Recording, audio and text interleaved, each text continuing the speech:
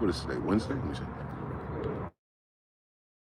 It's Wednesday, February 25th, 2026. 271 10. My name is DeyZan.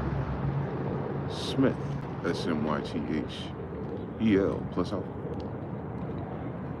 Shout out everyone who's been checking out my channel lately.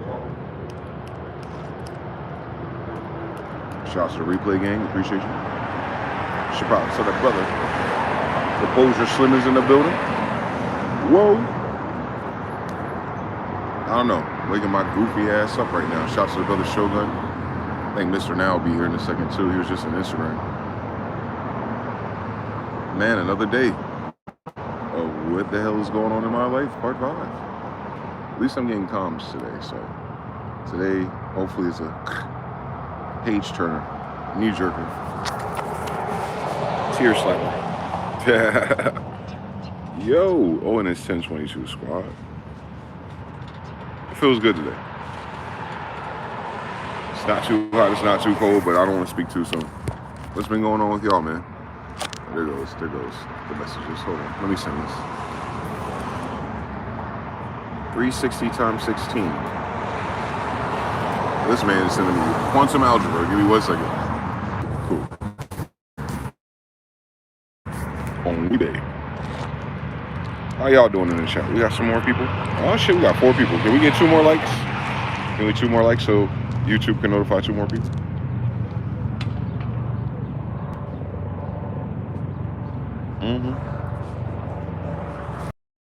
Everybody seem like they doing their mall rounds today, boy.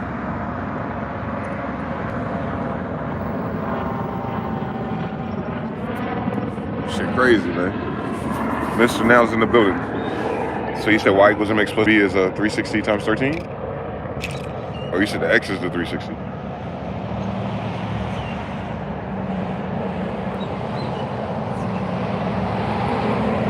What is, you said 360 times 13 is 6120?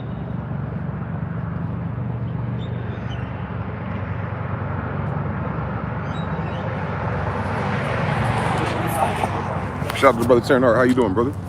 We got Angel Wings overseeing them, man. Yeah, that quantum algebra shit is crazy. Once you start figuring out the numbers and the letters and the overlap, it's crazy.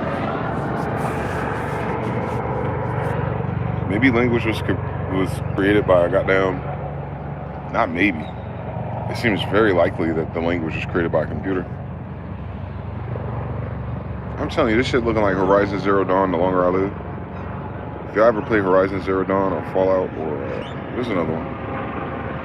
Shit, Oblivion developers.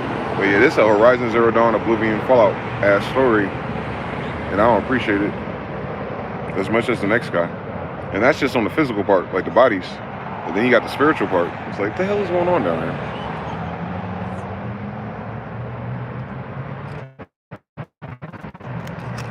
I don't think we'll know. To get to that 16th layer, oh, you think Y is the 16th layer? We got X Mercedes.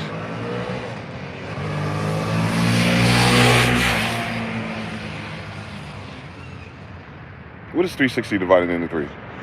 Each of those slices is 120, right? So Y has, or the Mercedes, equal Y has 120, 120, 120, 12, 12, 12, 36, 9. So that makes sense.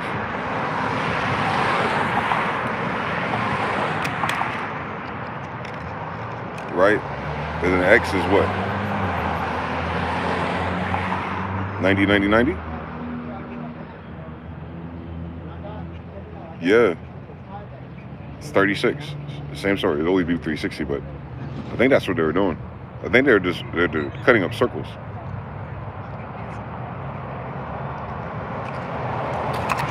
Because they had a compass. Shit crazy, man.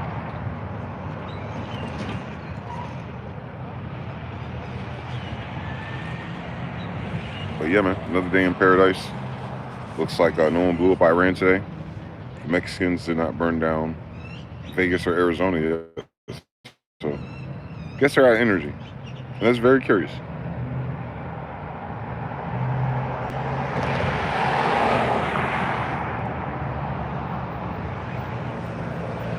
too much is happening, and then at the same time, nothing has happened. I'm bizarre. How much is a how much is a Bitcoin worth currently? Does anyone know? Because I seen that screen was all red yesterday. It was all red the day before too.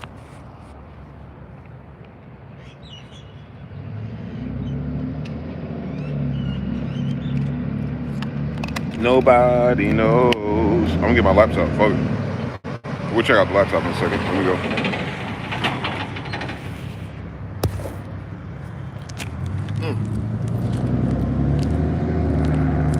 Squad. Well, it's not that bad. That's what it was like 2 years ago, right?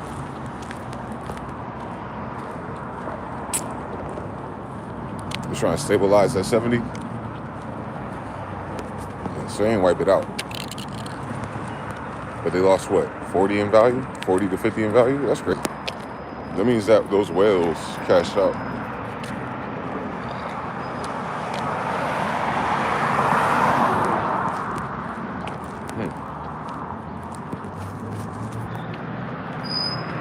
I saw JP Morgan complaining.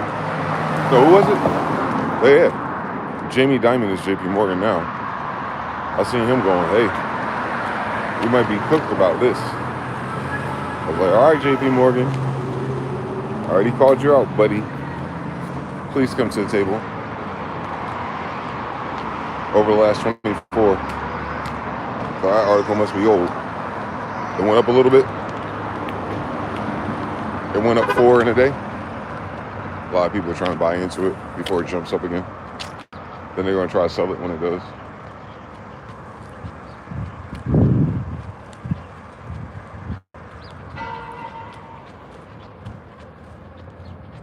That's crazy. I think it might go up though. This money system proved to be fake, meaning it doesn't crash or collapse. It's an instrument to control other people's energy spending. It's not actually an instrument of exchange then. It's a limiter. Damn. Yep, the US dollar is supposed to control the water of the seas. And people saying we don't want to use that no more. Ha ha ha. It's a buoy. Actually, I should probably put my shit in the dryer first. That'd be common sense.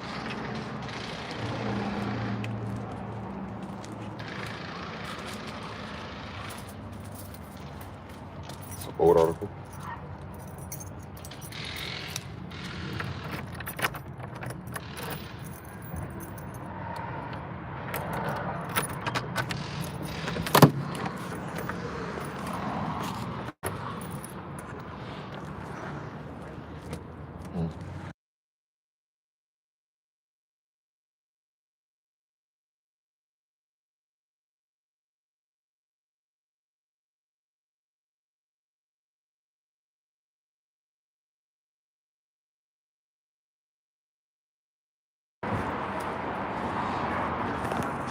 Ta-da-da.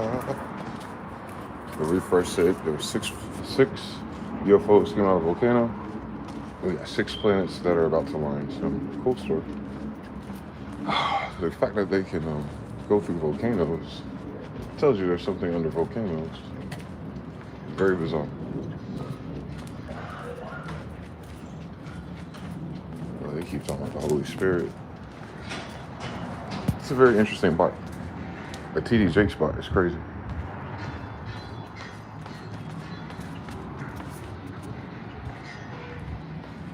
The Evangeline on the goddamn internet is crazy. Oh shit. Bluetooth dryers. Very bizarre.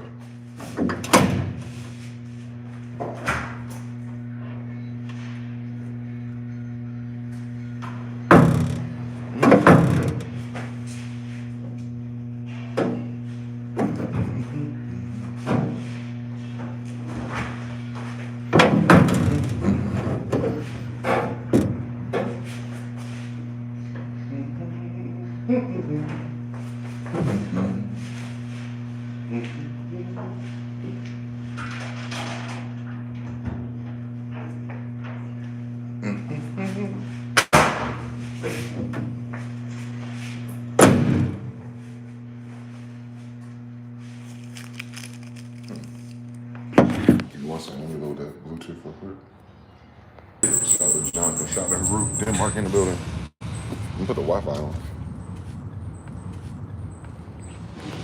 Swell. So I'll be back in an hour. Swell. So I'll be back in an hour. Cool, so.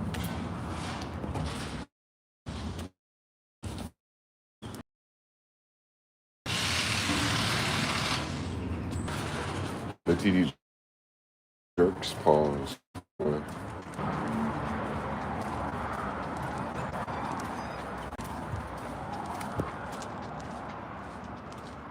Ashy ass day. We're already going hammered with the chemtrails, so we'll see what happens. See if I start yawning. What's going on? What's going on with everyone else? We got 18 likes. Shout out to you guys. Who are you? Say hi.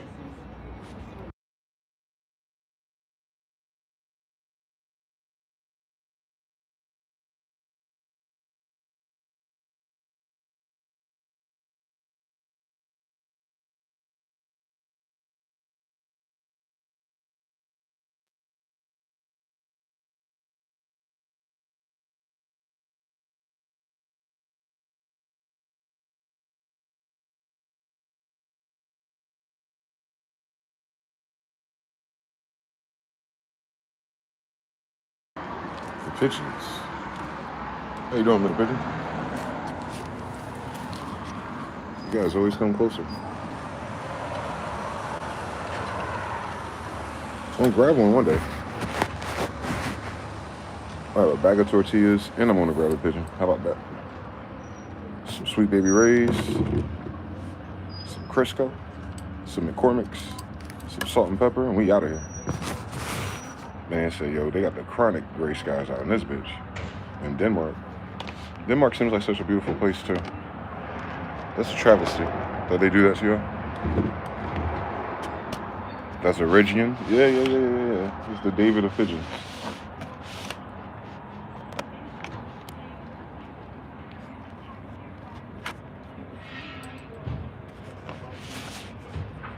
Oh, shit. Oh, you can. Oh, man. He's still there, too. They say because the dude was talking with the Holy Spirit and the pigeon, the dove and the pigeon represent the Holy Spirit. That's crazy. Spring and summer is beautiful. There. Wow. It looks like it. I think I used to have a Denmark wallpaper back in my day, early 2000s. Yeah, I did. That makes sense. Please don't fall. Son of a bitch. Oh, there we go. There we go. Gotta free my hands up. It's like Bluetooth or something. Let's see what these hoes talking about. The market is doing things the market has never done.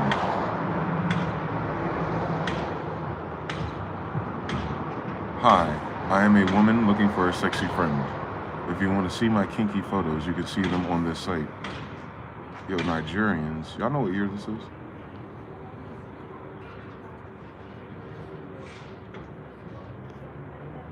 Why they even send emails like that? Do people still fall for that shit? What's the spam bot cost? Like, why are they still scraping emails and sending random stupid shit that looks fake to everybody? You just place an order. So...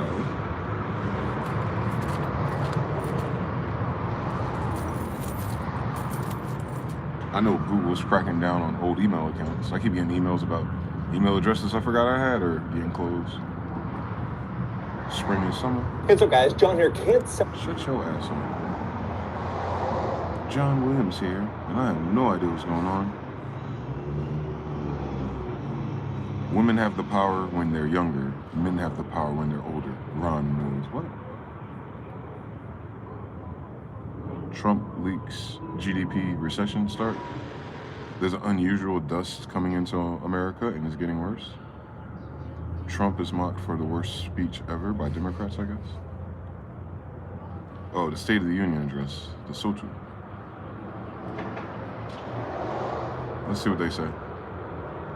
Democratic response. Law enforcement officers across the country know. So they did a SOTU, and they didn't bring up the pedophiles, Trump, Epstein, and none of that, right? They don't keep acting like life is just going as normal. It is a unique responsibility to do the serious work of investigating crimes, Gatorade, man. comforting victims. Mercury is in Gatorade. His daughter got microblades, and communications is about to be cooked by these people. And making Shout out arrests. Felix. It's about building They're looking trust, for horny Nigerians and that or requires an they're not looking for abiding anything sense horny. They're of looking for your duty money. and commitment to community. Trust me. And yet, it doesn't go nowhere. our president has sent poorly trained federal agents into our cities, where they have arrested and detained American citizens and people who aspire to be Americans. And they have done it without a warrant. They have ripped nursing mothers away from their babies. Democrats in the White House on TV, they're just like the officials. They're so fucking dramatic. Like the performative polarity of speech that they use to describe fuckery is like tiresome. Before it's like, oh, this is real, and then you see these niggas on like movies.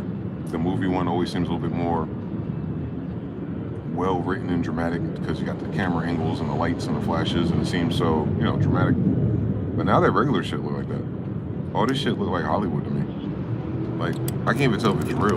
She looks like a fucking AI. Like, the fuck is she talking about? And children, a little boy in a blue bunny hat, children to far off detention centers, and they have killed American citizens in our streets. And they have done it all with their faces masked from accountability. Every minute spent sowing fear is a minute not spent investigating murders, crimes. All this for a fucking midterm election? Like, the Epstein list is right there. You talking about some goddamn foreigners? Like, the fuck is they talking about? Like, who's doing it? The people on the Epstein list. All right, you know, if you want to nip it in the bud, what do you want to do? You want to protect the foreigners so that they can be fucking accosted by the Epsteiners? That sounds like some stupid shit.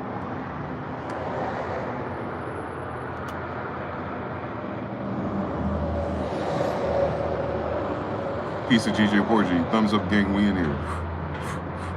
Peace of Tribe and the Gods. Felix says peace, peace, peace. Mercury Gatorade, man. We got Mercury Gatorade coming, man.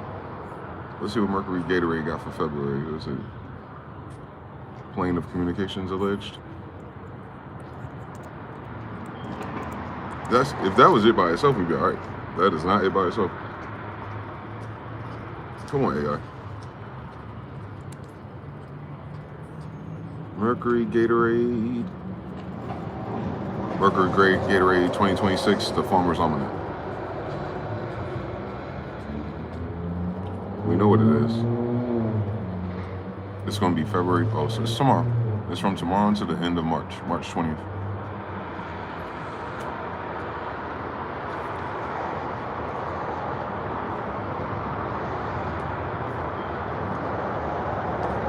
That's a very unspecific Mercury Gatorade. Just fuck out my face. I'm looking for it. Because I'm trying to figure out what planet, what house is in there.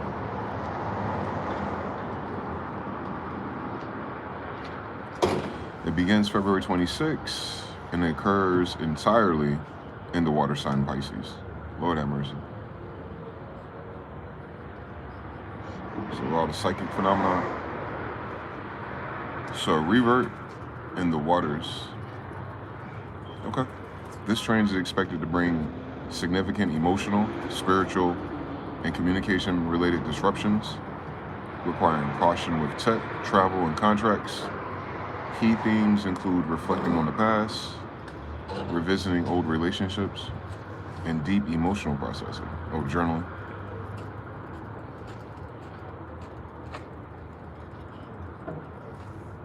I don't think I have any deep emotional connections of the past that need to revisit. They say that every Mercury retrograde, that never happens.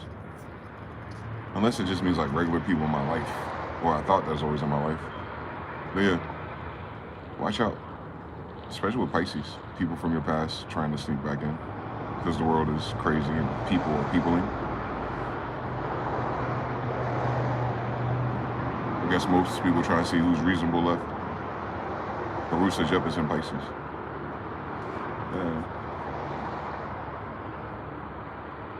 Let's see what Mercury in Pisces means by itself. And I guess if it's going retro, it's going to affect it in a different slant. Mercury is in Pisces. That combines communicative energy with deep intuition, creativity, and spiritual insight. Psychic. Often considered in detriment or to fall because it shifts your logic towards emotional, non-linear, and abstract thinking. Okay. Its placement excels in artistic expression, empathy, and understanding the hidden things, though it may struggle with mundane and practical stuff. Well, that sounds like me. I ain't got no Mercury or Pisces. So it's like that if it's regular, but then it's retrograde. So maybe it's opposite of those things.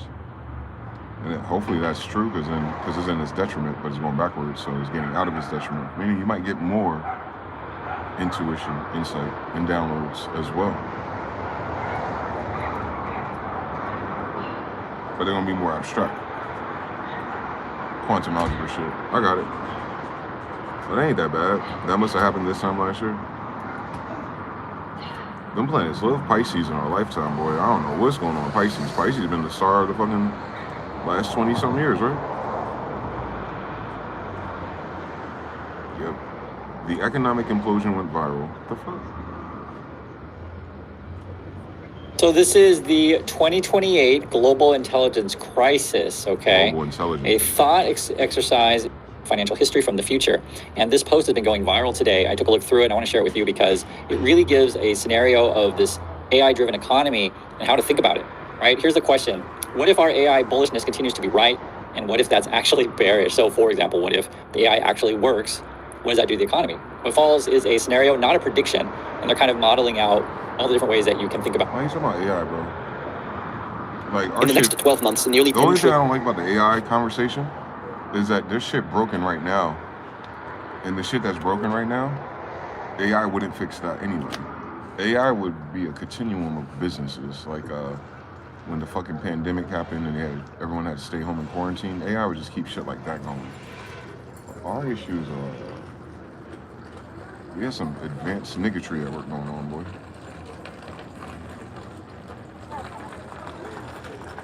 People are not doing okay. That's in that, I think money plays a big deal in everything because we made it a big deal for everything. But that's not what's broken. Even when you flow and even out the water, because you know water always finds level. That's how you know you're not on a spear. But yeah, if they keep kicking this can on like we shall overcome one day once like we force the data centers and force the connections and force the rollout of solutions, it's like that's no time soon. We do not have any of China's factories. Because in order for us to do half the things, even the shit that Elon's talking about doing, like replacing certain service industries with the bots, where do they make those at? Is that enough? How long would that take? Practically. Even just to hit the metropolises. And then how long is it going to take for those metropolises to fight with the court about mandating it or allowing that to even be a thing? Because a lot of those people from cities and states from the Civil War, they run their local politics. I'm not sure if you've seen it, but like Netflix, they show you in Ozarks. So in the Ozarks, you know, you see this whole white slavery or escaped slave money. And they're buying the boats for the casinos and stuff to bypass certain laws. And then there's the people with the farm, with the heroin, blah, blah, blah. It's all local. That's all local politics. How they get their money and how they launder it. So saying, oh, you know, the tech bros want to build a data center in Ozarks, they're like, fuck out my face. We out here, we sell crystal meth and, you know, fix cars by hand still, nigga. You feel me? How many years does it take before that, you know, for them to die off? So like nothing they're planning is going to fix anything that's wrong in this right now. It's like preparations for like maybe 20 years from now. Maybe 20 years from now, the United States will be ready for that. We're behind. We're 10 years behind China. Yeah, we're 10 years behind China. So it'll take 20 to get to that dream. And I just don't understand why they put all their eggs, well, We do. I understand why money put all of its eggs there. I understand why the people talking and echoing and betting, why they're all in it. It doesn't make any sense. It doesn't. It really doesn't.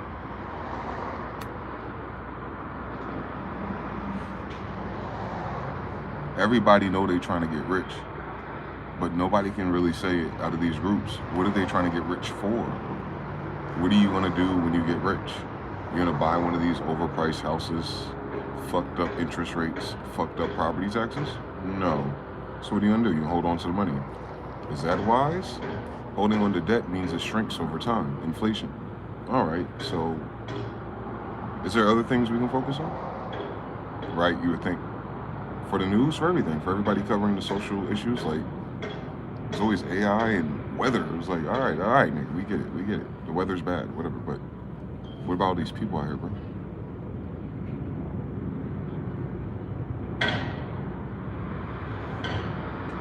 Like, the lady is in a building talking about hypothetical foreign immigrants who may hypothetically do the right thing and get the paperwork, which isn't very often, especially amongst those who are at the bottom of the barrel. They don't give a fuck about paperwork. They give a fuck about not being killed. They give a fuck about being able to have access to money, drugs, and girls. So hypothetically, we're upset about that. And that's what we're going to do our platform on, because we're Democrats or something. And we don't know what the Republicans are doing. They're turning on each other on Grindr. Should have been a dead giveaway. But when she walks out that building, when she's finished delivering that dry-ass performative remarks, she's going to walk past a whole bunch of homeless people.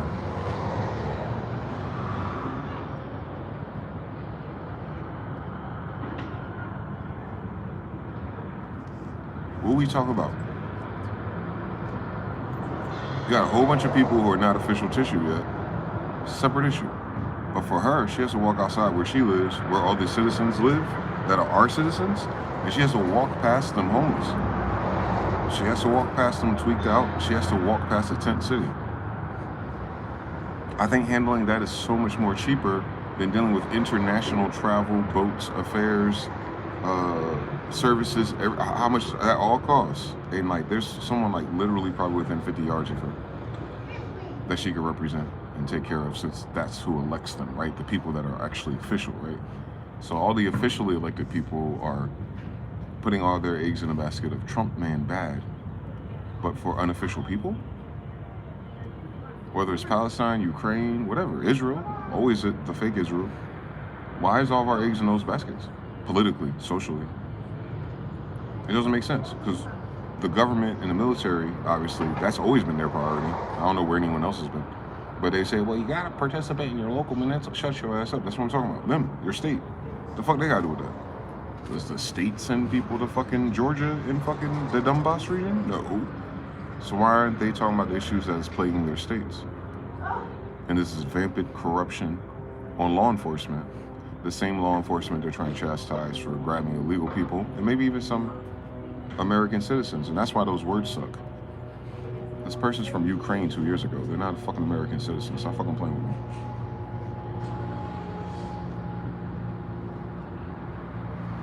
They haven't went to a state fair yet, nigga. The fuck? American where? Even if I use their definition of post-Civil War, American where? What railroad did they make? What house did they build? American where?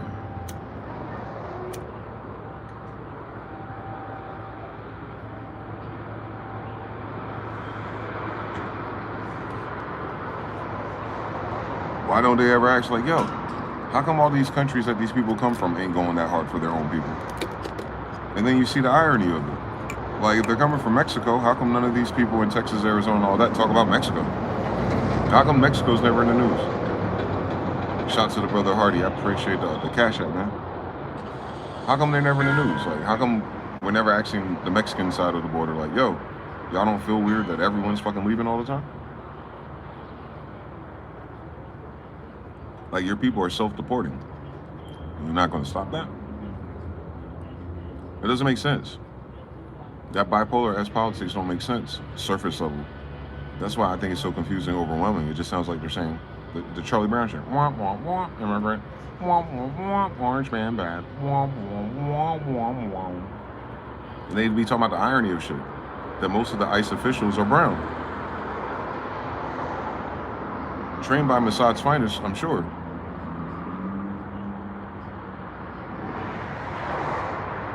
I'm sure. But then what? Brown people deporting brown people. That sounds like a civil war. We care about what uniform they got on? Like, where they grandma say? The fuck? They coming from Aguadilla? Both of them? The fuck? They're both from Guatemala. All right. So this is a fucking skee ball match? The fuck going on? It doesn't make sense until you walk into the money part of the game.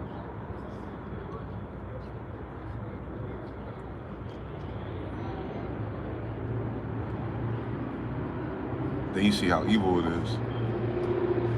You see why I despise these people, and I wish they just stop talking.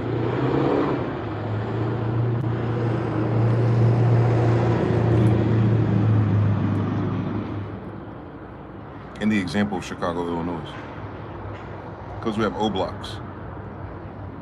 But forget all the Mexicans bringing all the fucking drugs in there, right? You don't have an O block unless the Mexicans bringing drugs in there. I know how this shit works.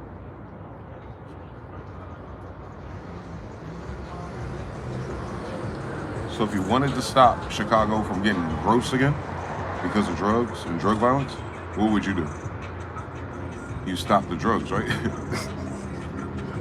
But they said, no, we don't want to stop the drugs. We want to bring in more people who tend to bring the drugs right into the heart of our city and give them fucking food stamps so they can eat while they make phone calls for more drugs. What?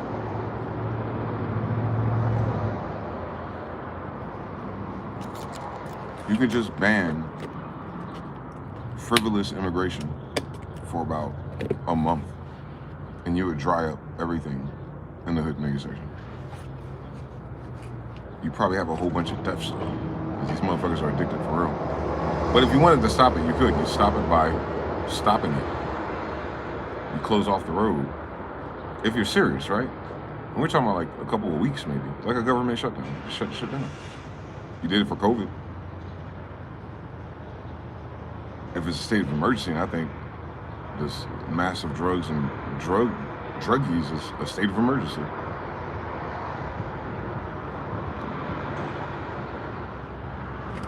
It's the same people, right? Same stupid dickheads who thought the fucking COVID virus was serious enough to shut down the economy, and it wasn't.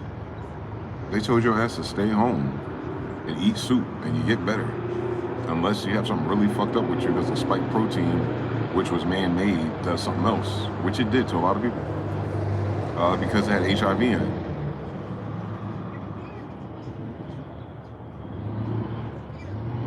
That kind of happens. If you give someone a hyperimmune aminos and proteins, and they have some immune system issues already because their kidneys or something is fucked up, I think if you add more fucked up artificial ingredients that are known from well-known fucked up HIV things, then I think you're going to multiply that, and that's going to be bad news, Charlie. HIV and diabetes, same story. Don't tell you people with pre-comorbidities who have HIV symptoms, if they're given 5 HIV, known good HIV proteins, they should get better. With the coronavirus? That shit that Lysol been killing since I was a kid? Weird. You see how evil that is? And you just go back to Chicago, Illinois. It's like, Chicago, Illinois gets federal funding, $250 million, $500 million, in order to support the blue. This is where it gets real confusing. Like, you support law enforcement, you get federal funding for law enforcement to be supported, and then DHS, the FBI, Homeland Security, and your law enforcement are working together to some degrees to get rid of the problem that you needed the federal funding for. And they go, no, we're gonna keep it at a threshold. As long as they keep crime at a threshold, like let's say, to get the federal funding, you have to have like some type of arbitrary stat that says 15%. Once you get to 16, 17, 18, you don't need the funding no more. So what Chicago do? Enforce things until it hits that threshold, just like you do in music, and then leave it there. And keep it in check. Keep it within range. Waves vocal rider. They vocal ride the crime statistics, the arrests, the cases, you know, the bonds, because it shows up in money. It's not necessarily about justice. You can tell by when they file each of these bonds and these trials. You understand everything? They go to a bank, hence why it's called a bond, which is why you need a magi street. They need your birth record and everything. They do your star chart too on your court dates. It's weird. It's an evil game. But anyway, not all of them, but the supreme ones, the serious ones, they do. That's the thing. So anyway, so they keep the money. So it's like you get money to regulate crime, and you're doing it through the police, and then you have a police corruption issue.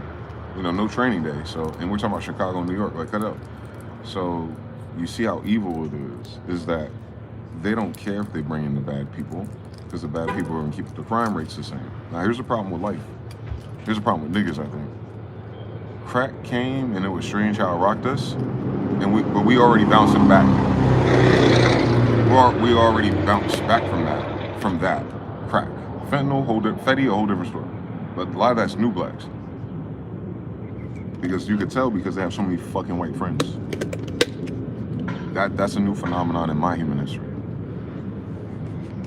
That's a brand new phenomenon. See so many black people, whether it's meth, crystal, Fetty, crack, have so many white dealers or people who get it with them. Like that's a fairly new phenomenon in human history. So that's different. I don't know what that looks like. But crack came, strange rocked us, and all the Section 8 and all the island immigrations, hashtag Africans, but not really, they're from South America and Central America. A lot of those immigrations and those people, that already waxed and waned. A lot of those people didn't mix with us and vice versa. And it's gentrified and spread, pause. Except for those hot cities, DC, Chicago, LA. Used to be Vegas, but Vegas got an influx of 3 to 6 million new people that were never here 10 years ago. So it's a weird fucking place that most of those are tweakers from San Francisco, Oakland, and LA. Or everywhere else, Chicago, fucking Houston, like, you know what I'm talking about? Like, we don't have those problems no more. So what has happened is that crime has consistently dropped, specifically since they're only tracing crime in our demographics.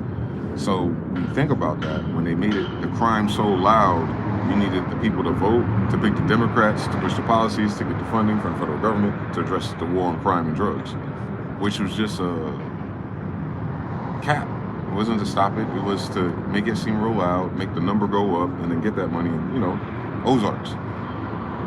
But now it's like, well, niggas ain't really outside like that. I've seen on TV. And with that, a lot of that violence from the 90s came from the fact that niggas was dealing in drugs. So when you're dealing with drugs, you have people that do drugs, people that sell drugs, and people that hate drugs. All of those different branches of people are affected. And that was system-wide in the 90s. It's not system-wide no more. So our violence that comes from that, money thefts, breaking and enterings, jack boys, corrupt cops, fucking serial killers, psychopaths, you know how the story go. That shit attracts everybody, especially y'all posted up at a club. You can meet every type of person just by having a hot area. That's dead. The music is dead, the club is dead. There's remnants of it, of course. But I'm saying, like, as a de facto, this is what we're doing every week, that's dead. Niggas used to go to the club 2 to 3 times a week. Just in my lifetime, just in my early 20s. Niggas was always talking about going to the club. And I said niggas. So it's like how you can get more drugs, how you can find new girls, how you meet new people, how you run into new ops. Like, now everyone's on Instagram with different algorithms. They don't even see each other no more. Like, damn, I think I went to school with that guy. It's been 10 years. Like, it's a different world now. Before you see the guy you went to school with 10 years ago outside if you just go to Target or Walmart. Over and over and over again. So that era is over. So it's like, with what's left, with violence at an all-time low, the only thing we have left then is these new drugs that are coming from a very specific place. Have we tried resetting the modem and closing that border for a little while? And using all this monitoring and all this Palantir and all these spy planes and Googles and say, hey, it seems apparent to me that the block was dry. We were in a drought for like 2 weeks and all of a sudden we're not. Did we catch that on video?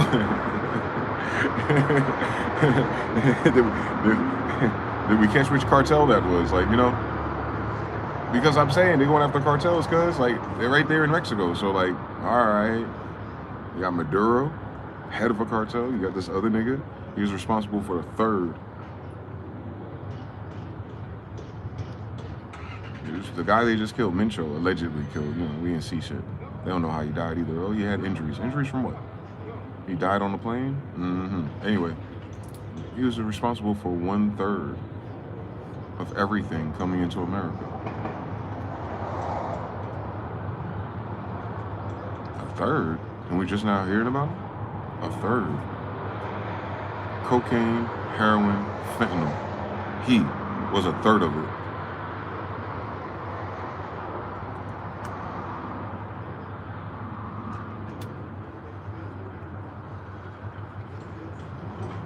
You might not realize how crazy that stat is. But you'd be rare to go to a city and run into someone who controls a third of anything in that city. This nigga controlled a third of everything that entered the United States through the border. Like, that's a whale. So we should see that reflect if, you know, they're waiting for his phone calls to do this stuff. And they're not. Someone destabilized their network or expanded too fast, he probably kept it at a limit. He probably kept it at a third. Because there's probably 2 other factions involved as usual. One's gonna be Asian, we already know that. And don't forget the CIA and the white boys love this shit as much as anyone else, so. And there's some sneaky little nigga faction there. Because, why? They've been telling you that. The street niggas been saying that, especially on the west side. That the Mexicans took over. They say it wrong. They say it like, you know, black people and Mexicans were fighting each other to pay rent and fucking property taxes. No. Their beef comes from money. And probably that's it. Because most Mexicans are Moorish descendants, so they're like our cousins if they stop fucking playing around. But it's because of survival. It's gonna be like, this is us, this is our people, that's you, that's your people. There's history of bullshit and spats. But at the end of the day, when it gets peaceful, it's because everyone has their own trade route. Their own systems, their own hustles, official, unofficial, laundered and unlaundered, both sides. And everyone's always violating them. Robbing this new business, taking this, shooting this person, initiating that guy, and like, that's some young nigga shit. Because most niggas is high or drunk. Now they're saying the new generation don't drink as much. Way less violence. Way less of that. All right. So now the Mexicans are the de facto nation or tribes, if you will, that run the drug trade through California. Why is that new to anybody? When have niggas been the majority of any of that in California in the last 100 years? We just trail the tears there again. So like, it doesn't even make sense. It's like, oh yeah, the cartels, the Bloods and the Crips aren't. What the fuck y'all talking about? Why the fuck would the Bloods and Crips want to go head up with the cartels? Man, it has nothing to do with valor, has nothing to do with being black and bad or none of that shit. It ain't even got shit to do with being gangster. Gangsters are supposed to protect their own people and their own territories, period. Because no one else fucking will. But the cartel is military. It's intelligence agencies trained. You've seen their weapons and their uniforms? Yeah, you can't just buy that on Temu.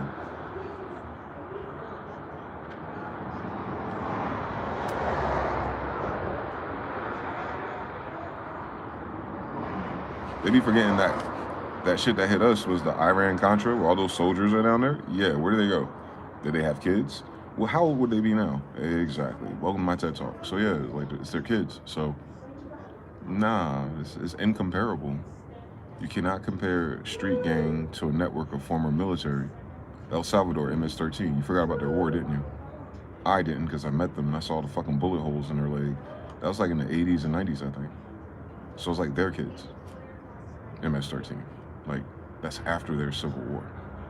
So it's just like us. We have Bloods, Crips, and things like that. There are other things just a little bit prior. Why? Right after our civil war. So those gangs are remnants of soldiers. You can tell it with our street gangs because there's a book of knowledge that comes with it that most people have never laid their eyes on. You're gonna see a tremendous amount of symbols and degrees and shit like that. Yeah, don't come from no niggas sitting at the fucking basketball court.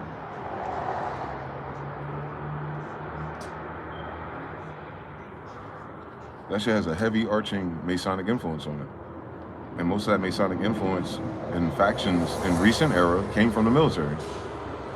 Right? We're not talking about the same Masons that did George Washington or the same Masons that are hypothecating things. No, we're talking about whatever degree of masonry is left. And these niggas are soldiers go to prison and convert those degrees into new systems in order to infiltrate the underworld.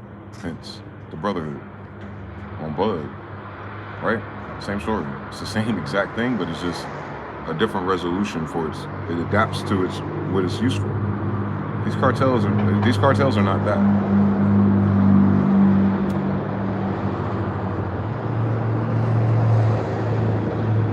These cartels are so much worse than that. Niggas is too scary. Not all niggas. Them foreign niggas, them island niggas, they ain't not scary enough. But most niggas is too scary to even pursue cartels that way. Whereas your Mexican friends you went to high school with and you beefing because of stupid politics, that's one thing. That's every day. That's a fist fight in the park, a fade waiting to happen. Hopefully no one gets shot. But the cartels do witchcraft. That's a different can of worms. So that's what I'm saying. They compared these degrees wrong. A cartel that has former intelligence and military training that specializes in witchcraft since whenever these motherfuckers got here. You gotta put that together like a Tribe Called Quest.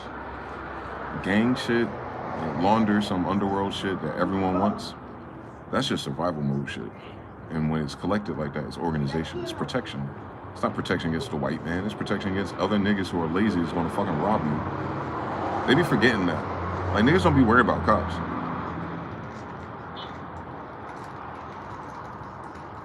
Niggas be worrying about ops. And they show up in every color, shape, size, and degree of your society. Because at the end of the day, you take the titles away, it's just people. Hence. So you're dealing with envy and jealousy no matter what the badge says. Hence. So yeah, most of your shit that you gotta protect yourself from is other people. Retarded fucking people. People you don't agree with. That's what gangs are for. I'm smoking blacks. She says it every day. Yeah, it's not the same gender of quality of problem. So our biggest gender quality of problem is the witchcrafts that are known as cartels.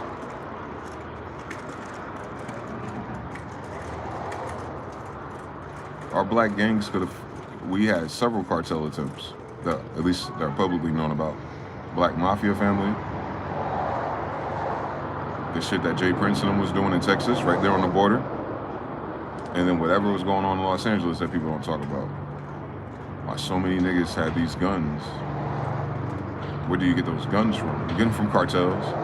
Alright then. So there's some niggas that got initiated into cartels. And I ain't talking about like trust. This ain't a fucking movie. Make a phone call and they kidnap you, take you on an island, and threaten your friends. No, we gotta get initiated.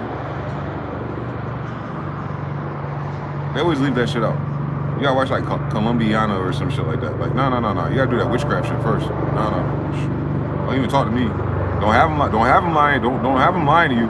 Every motherfucker I know that speaks Spanish, that in the drug trade, they all got a book full of witchcraft. I don't know what nobody talking about. Diego had it.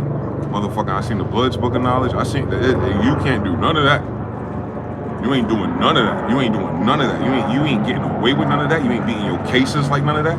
You ain't surviving shootings like none of that. You're not getting the heads up like none of that. You ain't getting none of that unless you first are dealing with a spirit.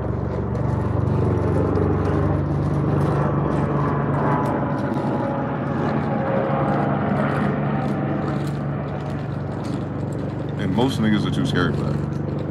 Most niggas get liquid courage and have to be high in their mind just to do the right thing to kill the right person. Now imagine you're just sober, just walking in. You gotta take this barrel full of gasoline and watch this nigga burn alive, screaming in agony, and then you gotta eat a piece of it. Then we could talk business.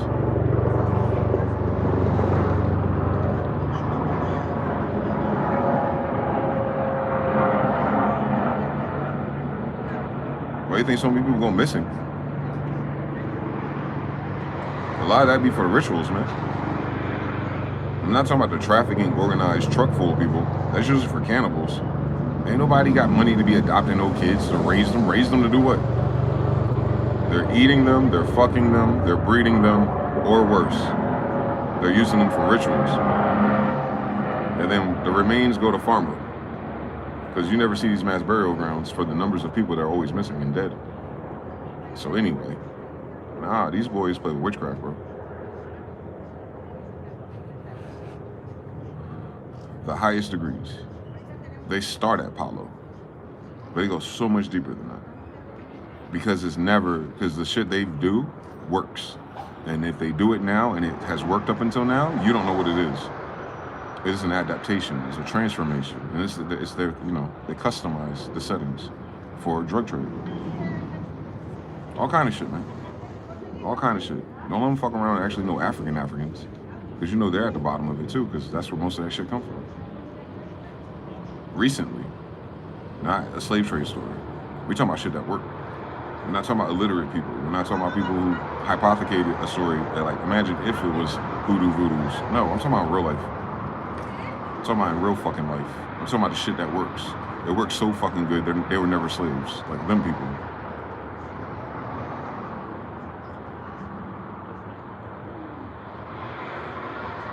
Like barbecue in Haiti, they're eating people. You don't miss everything. They're also bulletproof. The fuck is... Ooh, he ate somebody. Yeah, that's just that gladiator warrior shit. That's them flexing. Nah, the impressive part is that they killed everybody.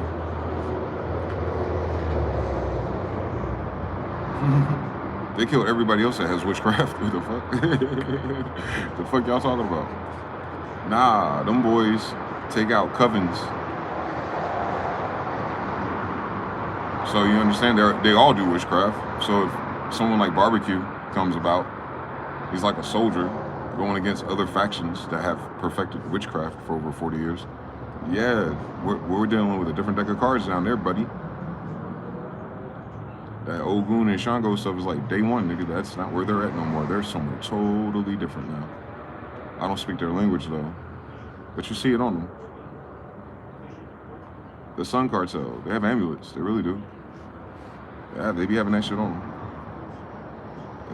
I remember someone showed a Cashapp of photos. They busted one of those Sun Cartels out there. Yep. Big ass shrine. Big ass shrine, too. Better than your best crystal bitch's living room. You wouldn't even know it. You say, oh, they MS-13? They mama very religious, nigga. We ain't know it. We think all them candles in your fucking international stores and fucking botanicals. Why you think it's in all of them? It's in all of them. I've been in several states. Them candles in all of them. Yeah, nigga. These niggas ain't Catholics. They're doing algebra. They know that bitch ain't white.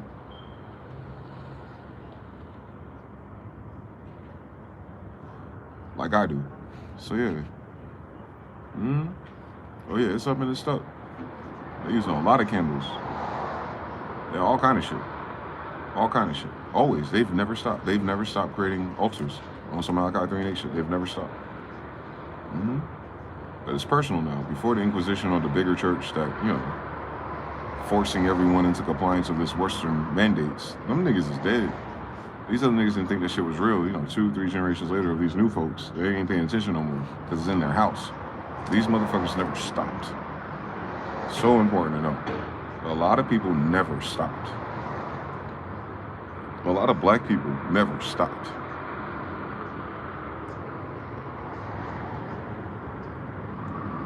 It's just that money made it more convenient to not.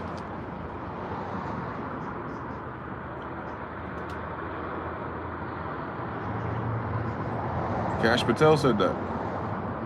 He said he's not going to stand for the whatever faction he was talking about in D.C. He said, all that witchcraft in D.C. It's FBI agent. Talking about the people in suits, though. He's talking about the justice, the judges, the magis, the magistrates. Yeah, the 15-degree Masons and higher. Yeah, he's talking about them. And he said that. The FBI director, Cash Patel, said there's witchcraft in D.C. amongst the suits. He said, not a fucking surprise. Every fucking president gets assigned an astrologer. Imagine what else they got. Obviously. They have to. You can't live this life at that. You can't be a billionaire without it. The first thing that Drake did when he started getting some money, what did he do? He went to the islands. What did Beyonce and Jay-Z do as soon as they got a little bit of money? They went to Cuba. What did Barack and Michelle do? They went to Cuba, but didn't pass a law saying that you can't go. What the fuck going on? Why everyone going to Cuba and then Africa, boss? We should ask Dave Chappelle. Shit, we should ask most of. And then that church they were going to? Most Def and Dave Chappelle. It's like Sufism, but it's like not Muslim, but you know, it's the old shit. It's one of the old shit. It's like a Moorish building. I'm like, they know something. Yazin Bey. And that shit burnt down. Like 2 or 3 years ago, they burned that shit down.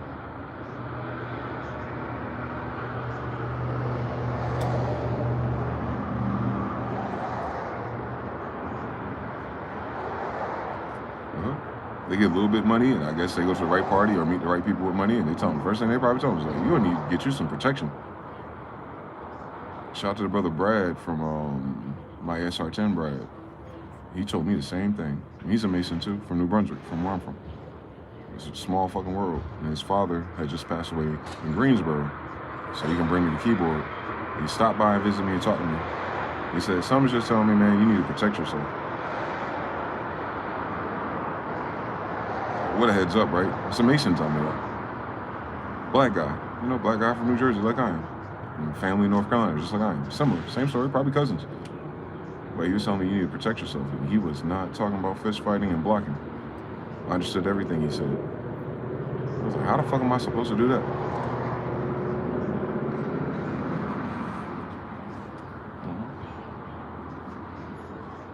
So if I got that fucking message for less than fucking 150 people watching the live stream, then I can imagine if I actually had something to lose.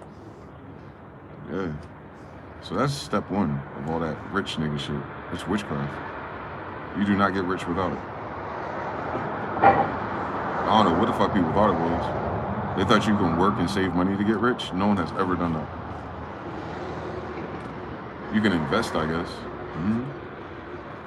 You have a silent portfolio. That's what most people end up doing. 401k, CDs, bonds, some stocks, some crypto. Cool fucking story, bitch. That ain't what these niggas is doing. They're not saving and waiting for the money to grow. They're getting that fucking much money passing through their fucking hands every fucking week.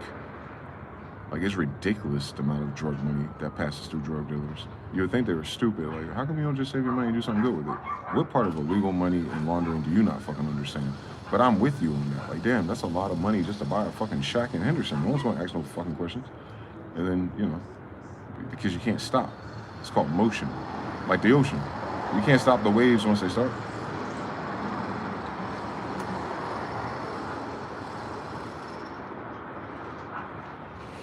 I'm the connect. I'm the plug. Or I'm the person that's in charge of it. I can't just quit. Him, and her, and all the bitches I'm fucking, and all my little side kids. I can't afford to disappear. For several reasons. A, the instability of everyone I love. That other crew is going to try to move in. That means half of my friends are dead. Can't just stop, buddy. What about the girls? What about this? What about that? What about the people on your team that are looking at you funny? People start snitching. You're not there no more. People start getting busted because they don't know when to stop. You can't just pull yourself out of that circuit board. Over and over and over again. Them movies be isolated. Nah, it'd be way bigger networks of people in real life. The Wire kind of showed you. I have like Prop Joe and all of them pull up at a meeting.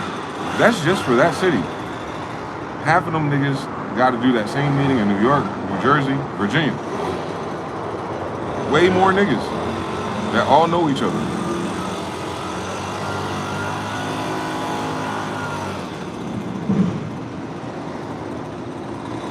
So if you get to the level you can get out of the game, it's too late. There's way too many niggas that know who you are. We're not talking about cops. We're talking about outside. Well, why don't you just retire on an island? No, the fuck is going on? That's what I'm saying. You could tell that the movies and the narratives, the rap narratives, only tell you a piece of the picture.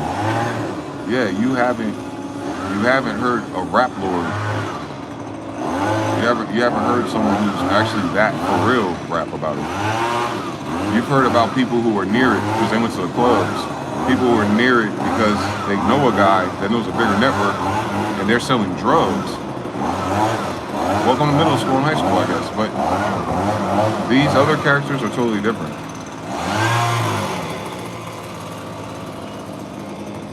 And they know witchcraft. They know witchcraft before they can sell drugs. They use witchcraft to get the plug. They use witchcraft to start selling drugs.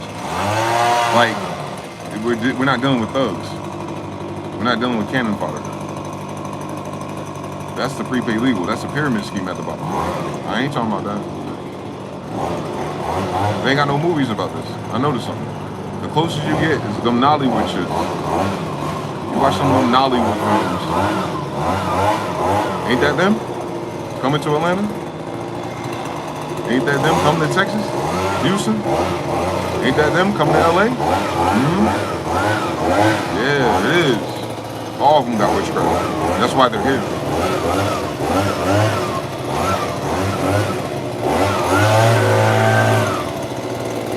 Let them act extra Christian if you want to.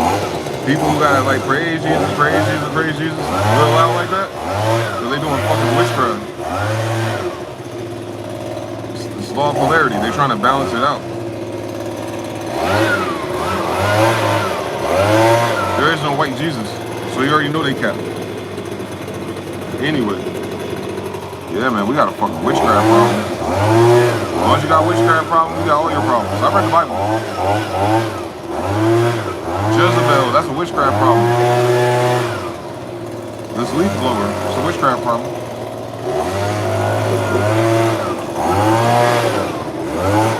It's in Pisces. PC Cruz, man, that's some screwed up algebras. Mr. Now says only 2 other people doing as much as him, and that's a very small room. Shogun, 3. Salute, peace. No bruising. The feds were working with them. I have no idea what this lady is though. On a day like this.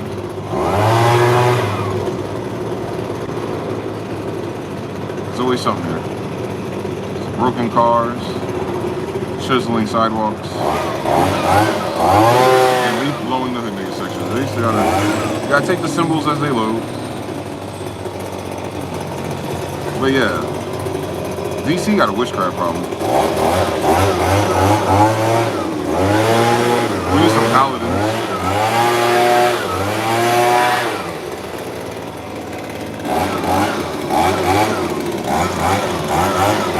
Give me a second. She gotta do it.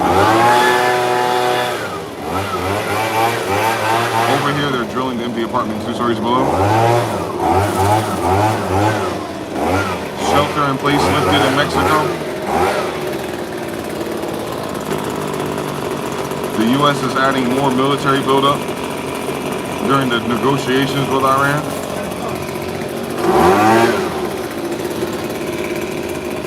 You're referring to the Ozarks and Netflix? The feds were working with them? The feds is working with everybody. The feds practice black magic. Cash Patel.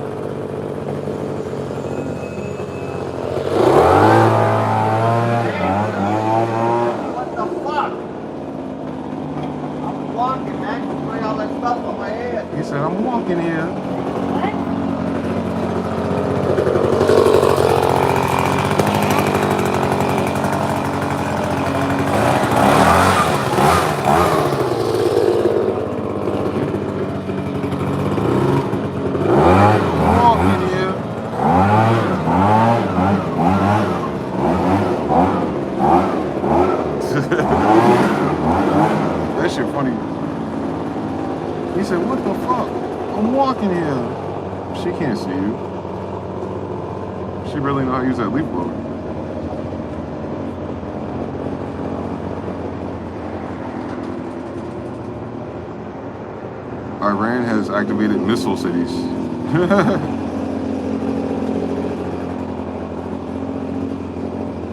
She knows what she's doing. Yo, brain. Look like someone from Orange is the New Black. What do you mean they're activating missile cities? I thought they were negotiating. Beneath Iran's mountains, a shadow arsenal waits, hidden from satellites, shielded from airstrikes, ready within minutes. For decades, Tehran has been building not just missiles, but an underground war machine. What military analysts call missile cities are buried deep below the surface, designed for one purpose: survive the first strike and answer with overwhelming force. Okay, so yeah. A bold proposal to send Western troops into Ukraine may not be as firm as it once sounded. According to a report in the Telegraph, European leaders have privately acknowledged that any deployment would require Russian consent. Publicly, some leaders insisted Moscow would have no veto. Privately, diplomats now admit the risks of escalation are real, with Moscow warning that foreign troops would be treated as legitimate targets. The debate over boots on the ground is entering a more cautious phase, and behind closed doors, the calculations appear to be shifting. Western European nations may not deploy troops into Ukraine without Russian consent. That is according to the Telegraph, which cited anonymous diplomatic and defense sources familiar with internal discussions. The proposed Russia's unleashed what it calls a new battlefield dragon, and Ukraine is feeling the heat. As the war enters into its fourth year, Moscow is not just holding its ground, it's also expanding it. On the other hand, Russia says that about 7 people have been killed in the Ukrainian drone strikes. We track the weapons, the gains, and also the diplomacy that is going on in the Russia-Ukraine war.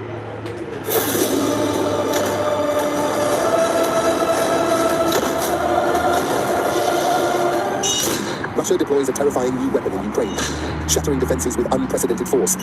Front lines buckle as Moscow's gains increase. Explosions rip through the night.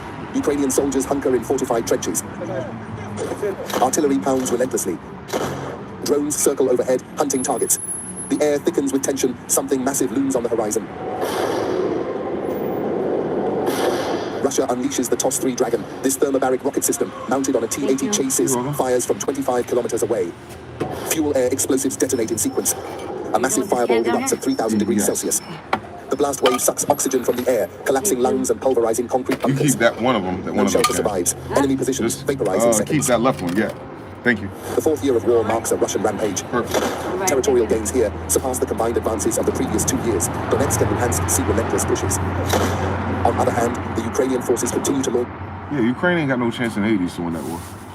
They saying that he didn't even use those weapons yet. He just brought them out because he set an example for the Western troops that want to be in Ukraine. And he's saying, I'm going to treat you like any other target. Try and be cute and clamorous in this bitch. Western troops are fleeing a key Middle Eastern base that many analysts believe could be the first target if Iran and the United States go to war, raising fears that a major confrontation could be imminent. Fearing Tehran's threats of retaliation, several of Washington's European allies are quietly pulling their personnel out of an Arab neighbor of Iran, effectively distancing themselves and leaving US forces more exposed. Trump's troops are increasingly being left to stand alone on the front lines, even as reports swirl that America's top military leadership has deep reservations about launching a full-scale war with Iran. I told you, Exodus. Them niggas ain't gonna die for you. The US president has now openly acknowledged the danger posed by Iranian missiles ahead of crucial talks, warning that Tehran already has systems capable of striking US bases and could soon threaten the American homeland if no deal is reached. They've already developed missiles that can threaten Europe and our bases overseas, and they're working to build missiles that will soon reach the United States of America. American allies' military personnel are reportedly pulling out of a key base in the Middle East, underscoring growing anxiety that it could become a frontline target if war with Iran breaks out. Western contingents are withdrawing from an Iraq-based facility widely believed to be one of Iran's primary targets in any retaliatory strike, leaving a shrinking number of partners alongside US forces. Today is Wednesday. So the United States wants to be a bully. It wants to go start shit at all these playgrounds when all the homies outside playing. Now the homies are going back home. The United States is like, hey, where is everybody? It's getting dark. Like, not trying to fucking die by fucking Orshiniks. February 25th, 2026. 48 hours from now, American and Iranian diplomats sit down in Geneva for their third round of nuclear negotiations. The talks were supposed to be unnecessary by now. President Donald Trump set a deadline, 10 to 15 days. He said February 19th. Make a deal or face really bad things. That deadline expires sometime between March 1st and March 4th. We're past the midpoint. Instead of bombs, we get more diplomacy. Instead of strikes, we get proposals. Instead of maximum pressure forcing capitulation, we get careful bargaining between adversaries who both desperately need something the other controls. This is not how it was supposed to go. Trump assembled the largest American military presence in the Middle East since the 2003 Iraq invasion. 2 aircraft carrier strike groups, the USS Abraham Lincoln sitting 150 miles off Oman's coast in the Arabian Sea, the USS Gerald R. Ford steaming toward the region, 6 B-2 Spirit stealth bombers at Diego Garcia, 4 B-52 heavy bombers, dozens of fighter squadrons across Jordan, Qatar, UAE, hundreds of aircraft, dozens of warships, thousands of troops, an armada designed to deliver one message: comply or be destroyed. And they're saying that all that force and all that bullying ain't work. No shit, Sherlock Holmes. Because you're not fighting Iran. You're fighting all of them through Iran. It's a proxy war.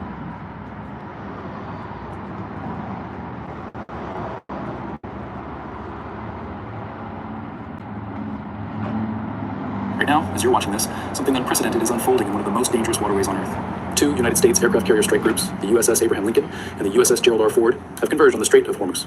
Together, they represent over $30 billion in military hardware, roughly 150 aircraft, and thousands of American sailors. No, it's expensive. What do they want? Sound routine. But calling this routine in February 2026 requires you to ignore everything happening around it. Because at the exact same moment these 3 navies assembled, the USS Gerald R. Ford was crossing the Strait of Gibraltar heading east. U.S. Central Command was surging additional assets toward the Gulf, and Washington's posture toward Iran had shifted from diplomatic patience to explicit deadline.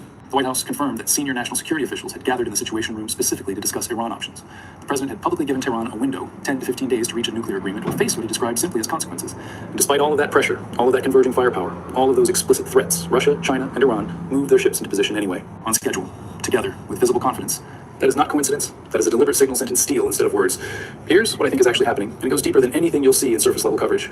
Russia, China, and Iran are not trying to start a war in the Strait of Hormuz. They're doing something more strategically sophisticated. They're establishing right now, with real naval assets, that any potential U.S. military action in or around Hormuz will not happen in a vacuum. If Washington moves against Iran's nuclear infrastructure, American forces won't simply be managing Iranian fast boats and coastal missile batteries. They'll be operating in a space where Russian and Chinese naval units are physically present. Because Russia has nuclear submarines. Anyway, so yeah. Yeah, Trump's military tactics. They're not good at playing StarCraft. You don't show your battle cruisers. You don't even put those type of units. You don't even let your enemy have it. Matter of fact, you don't even want your enemy to know you have a building to make those units. Because there's a timer. As soon as you see it, it's like, shit, I got 5 minutes. You send 2 of your biggest warboats, the old ones too. They're clogged. They're full of shit, which is very poetic and metaphorical to this whole thing. The ship itself is full of shit, literally. It has plumbing issues. And everyone's about to shit their pants. I can't imagine. So yeah, they acting like this shit is happening in a vacuum. Like, oh, it's just the Muslims, just Iran, and Donald Trump, tariffs. Like, that ain't what's happening. That's not what's happening at all.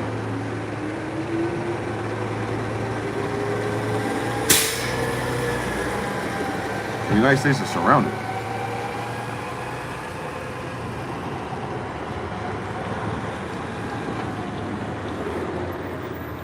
I'll read it to you.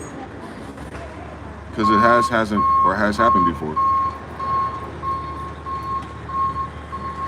George Washington's letter to Sidi Muhammad. Muslims, or Mohammedans, but they're Muslims now because they're not us anymore, but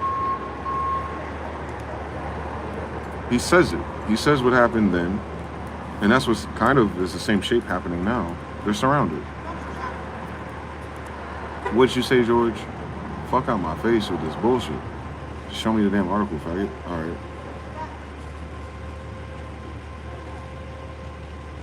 The United States, having unanimously appointed me to the Supreme Executive Authority, CEO, President, in this nation, 13 colonies, Your Majesty, Sidi Muhammad, letter dated 17th of August, 1788. So I thought he was a president in 1775. Then why is he just now taking office in 1788? We don't know anything. He sent this letter in December of 1789. So basically, George Washington wasn't ready until 1790. What's going on for 15 years? No one knows. They don't teach us that. They say American Revolution with French, Indians, Mohawk Indians, Redcoats, Paul Revere, Britain, and I don't know where the French, Indies, and all that stuff is going. I'm pretty sure they're trading up there, right? But he's writing this letter in 1790. How long? I thought you'd only be president for 4 years. What the fuck going on?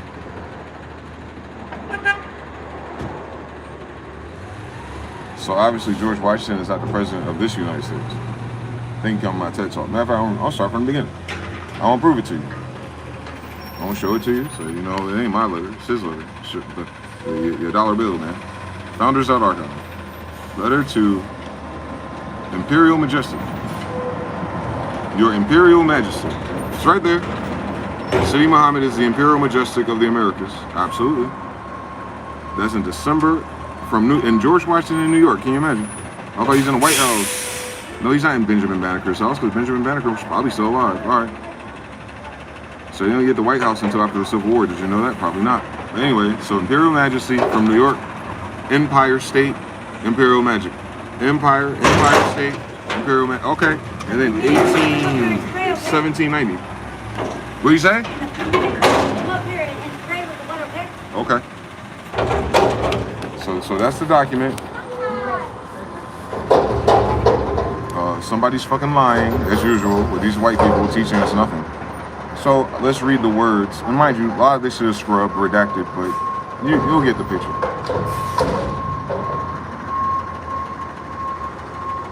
Since the date of your last letter, which the late Congress, meaning the previous, so he can't be the first if he's referring to a previous, right? He's referring to a previous before him.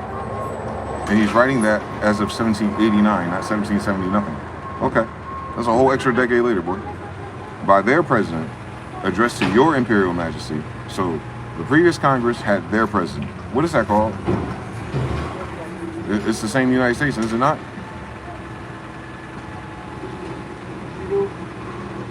How many presidents they have before that? Oh, no one knows. How fucking convenient is that? Wow, so it's not their fucking United States. Oh no, it can't be. There ain't nothing but 1828. There's nothing but copper-colored people here. And this is 1790, talking about backwards. Between the 1750 Benjamin Franklin. Ooh, oh my God, that's the real United States. That's the real constitutional republic. Oh my God, it's a real republic because there's kings and shit. Can you imagine? Anyway, the United States have thought proper to change their government. What's the United States? Is that all 50 people, all 50 Indians? No. It's just wherever their trade posts are, wherever their postmasters are. All right. And they want to institute a new one. Agreeable to the Constitution. Okay.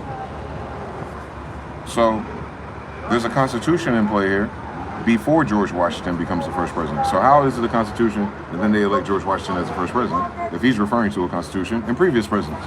The same Constitution. So it's the same republic. George Washington is not the first republic president. Hi, how you doing? We should learn how to read, white people. Of which I have the honor of herewith enclosing a copy. So he's sending a copy, a signed copy, a contract with an Imperial Majestic Sidi Muhammad. Why is he doing that? If Sidi Muhammad is supposed to be in Africa somewhere, or not Al-Andalusia, it's the Far Granada. How did you get rid of the African Moors in Al-Andalusia and Morocco, but still have an emperor there? What's his empire then? Sidi Muhammad, is that Spanish? Is it Portuguese? Spanish. But what's going on with it? More? What's going on with Morisco? What's going on? More? What's going on, Spanish-speaking people? Like, if it's Spanish-speaking Sidi Muhammad, why do they keep trying to put him in Africa? Do Africans speak Spanish? No, so why does Sidi Muhammad mentioned here by the 1800s, if he's over there speaking Spanish, why is French Montana speaking French? I want someone to fucking figure that out for me because that shit don't make no goddamn sense. By the way, what happened to the Imperial Majestic if they were just here in the 1800s? There's only 6 more years before the fucking war. There's only 12 years until the fucking Barbary Wars, and he's about to mention the Barbers right here. So this is before Thomas Jefferson. This is before Thomas Jefferson, bitch ass, faggot ass, decided to renege, right? But that's already on a second United States. And then there's a third Civil War, and then they consolidate through the federal programs. That's more. And then they ran out of money. They didn't have it as of this letter. You're gonna see that they don't have money in 1920 because they ain't got no fucking money in this letter. Read. The time necessarily employed in this arduous task, what's the arduous task? Replacing the former government with this one, a bunch of betrayals, wars, and false flags and masons, and the derangements occasioned by such a great, though peaceable revolution. I don't know what a peaceable revolution is. A bunch of Indians are dead. We will apologize and on account. So we had a lot going on. We finally turned it around. Allow me, the new president or commander-in-chief of these colonies, since I'm writing you with a trade agreement, I want to apologize. And he hasn't even met this guy yet. And for account of you, your majesty, not having received, so I need to apologize to you because during this time, from 1775 up into fucking 1790, 15 fucking years, you have not received your regular advices, marks of attention from the United States. So they already told you that the United States has a 360 deal of Malachi 3 and 8 with the Imperial Majestic Sidi Muhammad. So where in the fucking white people history is the fucking nation being formed by fucking Christians, Amish, Quakers, Mayflowers, all that stupid shit on Sidi Muhammad? When? What year was that? Because it's not in this fucking letter.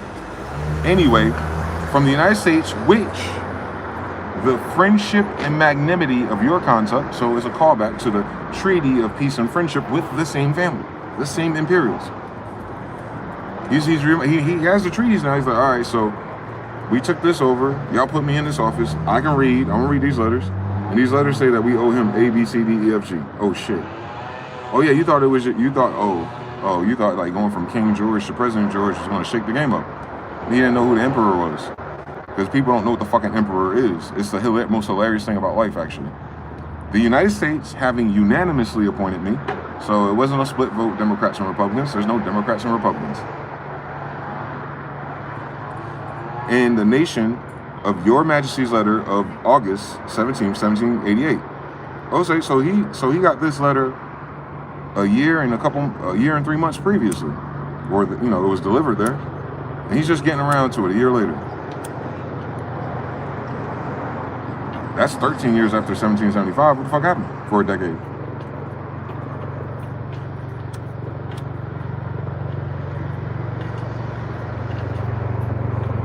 Does anyone know? It gets kind of really fucking silent there. From Benjamin Franklin in the 1800s, 50 fucking years. You seen what happened in the last 40? It's weird that they don't talk about that, because they weren't fucking there. By reason of the dissolution, so they dissolved the late government. How do you dissolve a government? Oh, like insolvency, like bankruptcy, like revoking an LLC. So the United States is a what? If you can dissolve it?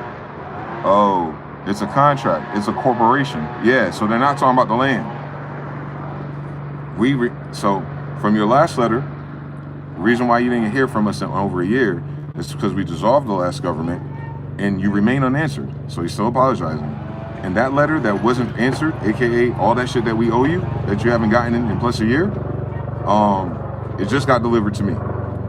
I have also received the letters, so multiple letters, which your Imperial Majesty has been so as kind to write.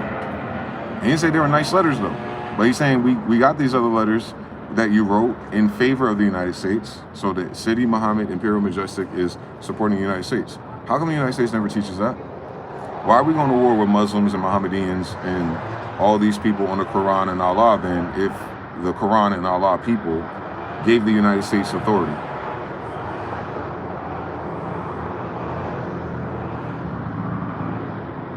Don't tell me about no faggot with a stolen boat. Don't tell me about no bitch ass nigga that need Indian crops to make money. And don't tell me about no little pig nose looking bitch who can't read and write. The only nigga that know how to read and write that has a title that's worth any damn thing on this planet is an Imperial Majestic. And the United States has a cosign from Imperial Majestic according to this document that the United States uploaded. How come the United States don't have a holiday for that shit? Oh, don't worry. I saw the Ramadan celebrated in DC in the 1800s, early 1900s. It looked just like the World Fair. But that's cool. That's cool. That's cool. That's cool. You forgot where you came from. Cool, cool, cool, cool, cool. Because all these people are dark skinned, including the nigga writing this fucking letter. All right. To the Bashar's day giveaway of Tunis and Tripoli. This nigga in New York. What are you talking about? He's from Westmoreland, Virginia. Moore Muhammad. And now he's the president of a new demonstration. Deist based. It's not religious based because it's a business. Let's be civil corpse. And he's saying, yo, you got mad niggas out here, because he's an emperor and not a captain or a CEO. And he's saying, I want to shout out to you for telling them to back up off of us, based on the treaties that we had, or this demonstration had with the original Congress. So they're trying to grandfather themselves in, send this Constitution amended, give it to him, saying, hey, we're going to drive in this driver's seat. But he has to acknowledge the fact that you ain't paid for it. You betray people horizontally. You register that shit with the empire, which is why you're in the empire's colonies. Yesterday, I knew you was out here. Who knocked on my door? Which girl? Which time? It was only... There's a few times. 2 different people came up. One I was in and the door was open. I told them to keep on stepping. And then there's one that didn't open the door. Don't know the other one. I saw 2 knocking though. The first one that knocked, I said keep on stepping because the door was open. Oh, they were knocking twice? There's 2 people knocking. There was 2 people that came to your door. There was 2 of them. They don't call me. I don't even... Yeah, don't even open it. So, You saw that, right? Yeah, I saw him. Okay. He got it. I appreciate you. Yeah, you gotta feed the hungry, man. Wash your sins away. I get it.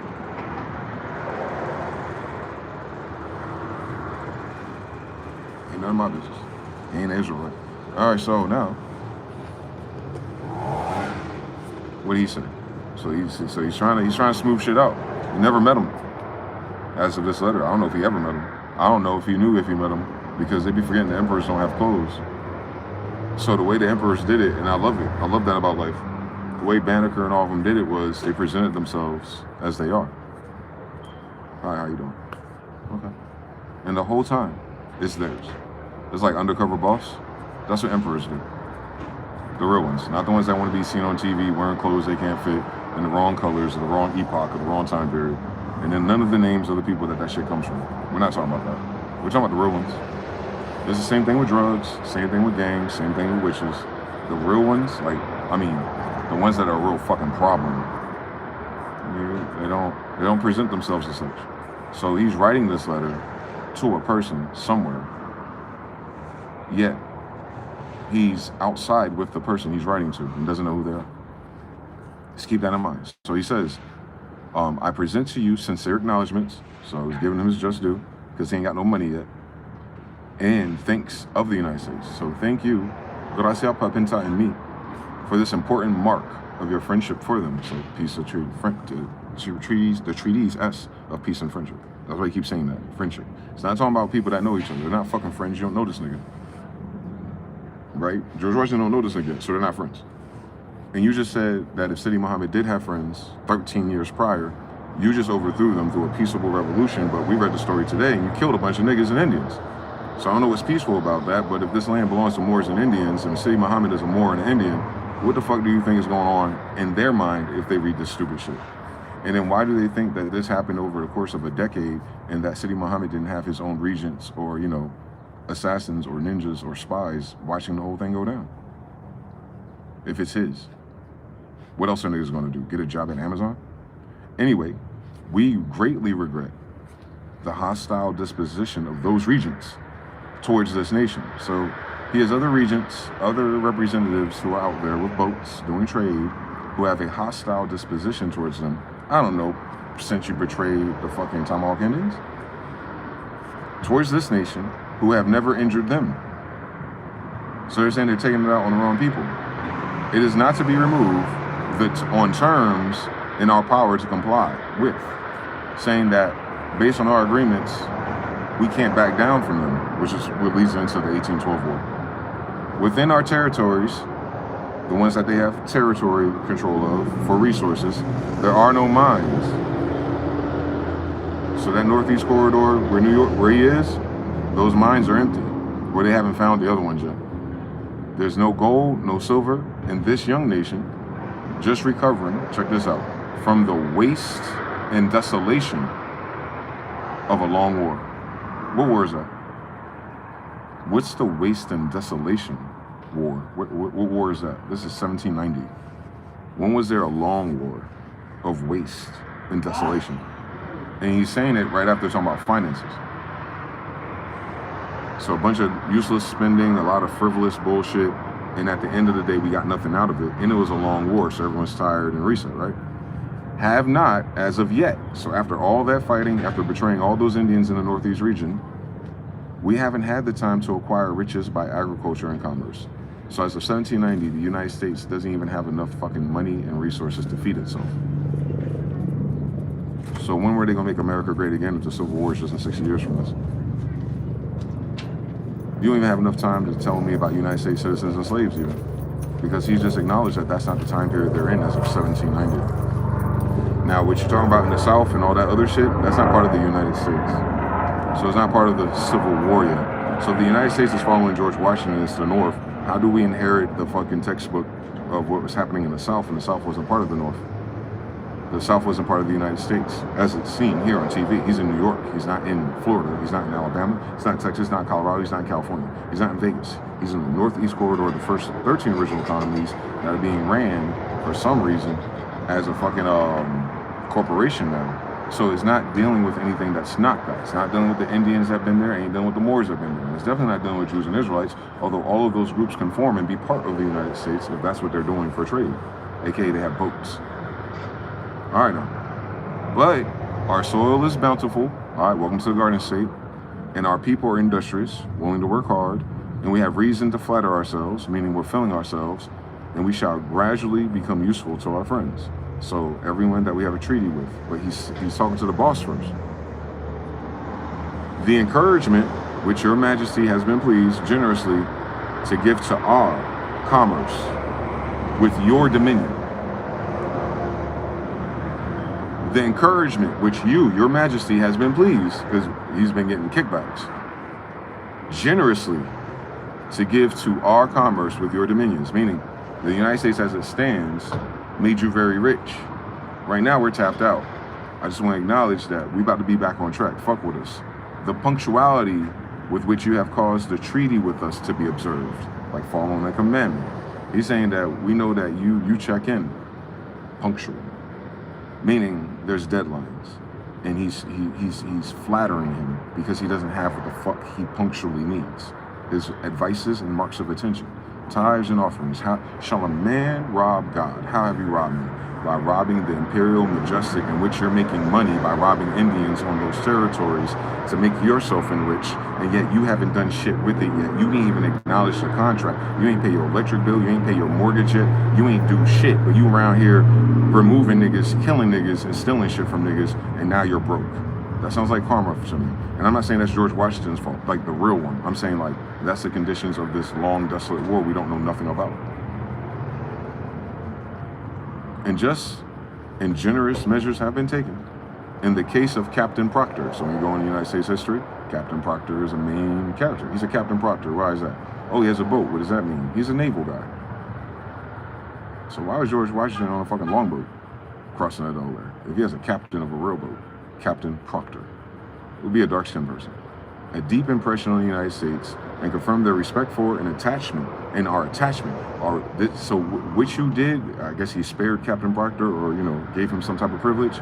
Because you did that, my man's pots and pants Captain Proctor, George Washington and Captain Proctor, these are niggas, made a deep impression on the United States and confirmed their respect for, so everyone that we're part of, Captain Proctor, me, the homies, the military, which you did by letting him go, let us stay attachment to your imperial majesty.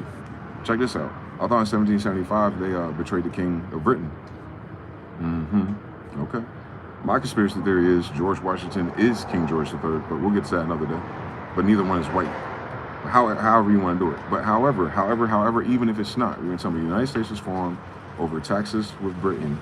They didn't want the tyranny of these Christian, Catholic-based, English-speaking, non-Jew, non-Israelite, non-Moorish, Spanish, Portuguese-speaking people just in 100 years. That's cool. And we don't want to fuck with that no more. We don't even want to go to their schools. But we're still enveloped under the same type of rule now that we're here in America, away from Britain. Here in America, away from Britain. We don't want to deal with that and their royals, but now we're dealing with an imperial. So they're saying we don't like the rules of the kings, but we are still subservient to an emperor, a king of kings? But this one's Mohammedan. All right, Khan. This one's Afro-Asiatic. Okay, obviously, right? Because he's a royal bloodline, so he's a royal tall giant nigga. He's one of the descendants, obviously, of us. I'm telling you. So the way they tell history to us is stupid. If you're getting rid of the royals and you're independent and you're doing this stuff, this document proves you're not independent. This document proves that you owe somebody for fucking being here doing commerce. And then on top of that, you ain't paying back as of this letter. On top of that, you haven't paid me or my family for jack shit. And on top of that, all the brothers and sisters that worked here to make these roads in these towns and these cities and these ideas, you ain't paid them shit either. So I'm just saying this, I'm convicting the United States on the fact that it's a treasonous abomination and a bunch of faggots and bastards for even fucking being here, knowing damn well you've been insolvent ever since. Anyway, but they're robbing Harry to pay Paul, right? But they haven't paid the Imperial Majestic yet. That's a cool story, bitch. It gives me pleasure to have this opportunity of assuring you. He's saying, hey, I'm gonna do my best, you know what I'm saying? I'm trying to make it right. While I remain the head of this nation, because it'd be his fucking head if he don't pay it, I shall not cease to promote every measure that may conducive to support, uphold this existing treaty with the United States that is not being upheld by the United States. The Friendship and Harmony, that's the name of the treaty, and there's several of them, which so happily subsists between your empire and them. Your empire and them, the new corporation, the United States, which we just submitted an application for. Between your empire, your dominion, your majestic, your colonies, even the ones down south he has no idea about yet. And shall esteem myself happy in every occasion of convincing your majesty of the high sense. You're majestic of the high sense. For we do not battle against flesh and blood, but spirits and principalities in high places. You imperial majestic in the highest of sense. Which in common with the whole nation, I entertain, Hebrews 13, I entertain the magnanimity, wisdom, Solomon, and benevolence, peace, Jesus, of your majesty. In the course of the approaching winter, the national legislature, which is called the former name of Congress, will assemble, and I shall take care that nothing to be omitted that be necessary to cause the correspondence between our countries to be maintained and conducted in a manner agreeable to you, your majesty. So the United States, you made a commitment. It's right here, it's on your fucking website. You made a commitment to stay in alignment with the intended outcome of the United States in alliance with the Treaty of Peace and Friendship, and the whole idea of why that United States exists and why these foreigners are allowed to be here working on these colonies in order to get themselves together and to make their own nation of people while renting, paying property taxes to who the land belongs to. And that's just the Northeast. That ain't got shit to do with Arizona. Because I could have sworn that's the Moors and Indians still. All the way until 1868. All right. May the Almighty bless your imperial majestic. He's talking to someone talking about him. So he said, may Allah. This is George Washington now. This is George Washington. This ain't nobody else. This is a white guy. I don't know what white guys know about the Quran and Muhammad's and all that shit, because they said that Islam wasn't in America until the 1900s. All right, so you wasn't in America in the 1700s, you dickhead. All right. May the Almighty bless your imperial majestic Muhammad and great and our magnanimous friend. So he's like stacking them up. He's glazing, like he's going crazy, which is constant guidance and protection. And so we're talking about witchcraft, an imperial majestic, an imperial magi. Same story, right? So the United States is under a paper contract of sorcery, which is what written language is, cursive, right? These are all cursive documents sent to an imperial magi, someone who practices magic of the highest orders. It's probably a mathematician, a scientist, and something like an almanac writer. I don't know, Benjamin Banneker. But if you understand everything, you go, okay, so he's talking to somebody who's at the top of any lodge you can think of, because at this time, alleged Mason, the black Masons of George Washington's time had to be that in order to get him slime to that degrees that he needs to write this letter. You gotta be a certain degree to even look at these treaties and be able to do this, let alone to have a sign on it. Giuseppe Chiappi's letter of 1789 for the case of Captain Parker. Copies of both letters were included to Sidi Muhammad's letter of Congress in 1788. The letter to the Bey of Tunis has not been found. How fucking convenient is that? But an Italian translation, look at Mr. Now, to the letter of the Bashir of Tripoli is in the DNA-PCC item 88. So they're missing a letter. How fucking convenient. To the Bey, to the Moor, to the Bey, to the Moor of Tunis, 1700s. So the United States, you've been doing business with Moors the whole time. And you have Moors in Indian schools, and you have Moor in Indian land, but you betrayed all of that. You did not betray all of that with Washington, because Washington is in full alignment with that. You betrayed all of that going into the Barbary Wars, and then you betrayed all of that during Reconstruction when you made up the history of your faggot bitch ass never been here since. Because I have all the documents with Moors and Mohammedans, and you're in the Mohammedan nation. Since the Imperial Majestic, that is his dominion. You know what an emperor is? You can have your own little corner. You can have your own little castle. You can have your own little old Tartarian building that you didn't fucking build because you ain't got no gold. You just saying you have no money and no fucking food. So you know they ain't built no fucking Philadelphia. They ain't built jack shit in no fucking New York City. Now did they? Dumbass. So yeah, so they don't have shit. They're squatting on shit, and they said it was a long, desolate war, meaning they wasted and burnt down shit for no fucking reason. But they're feeling themselves because they killed a bunch of Indians and niggas who just came here from the fall of Granada.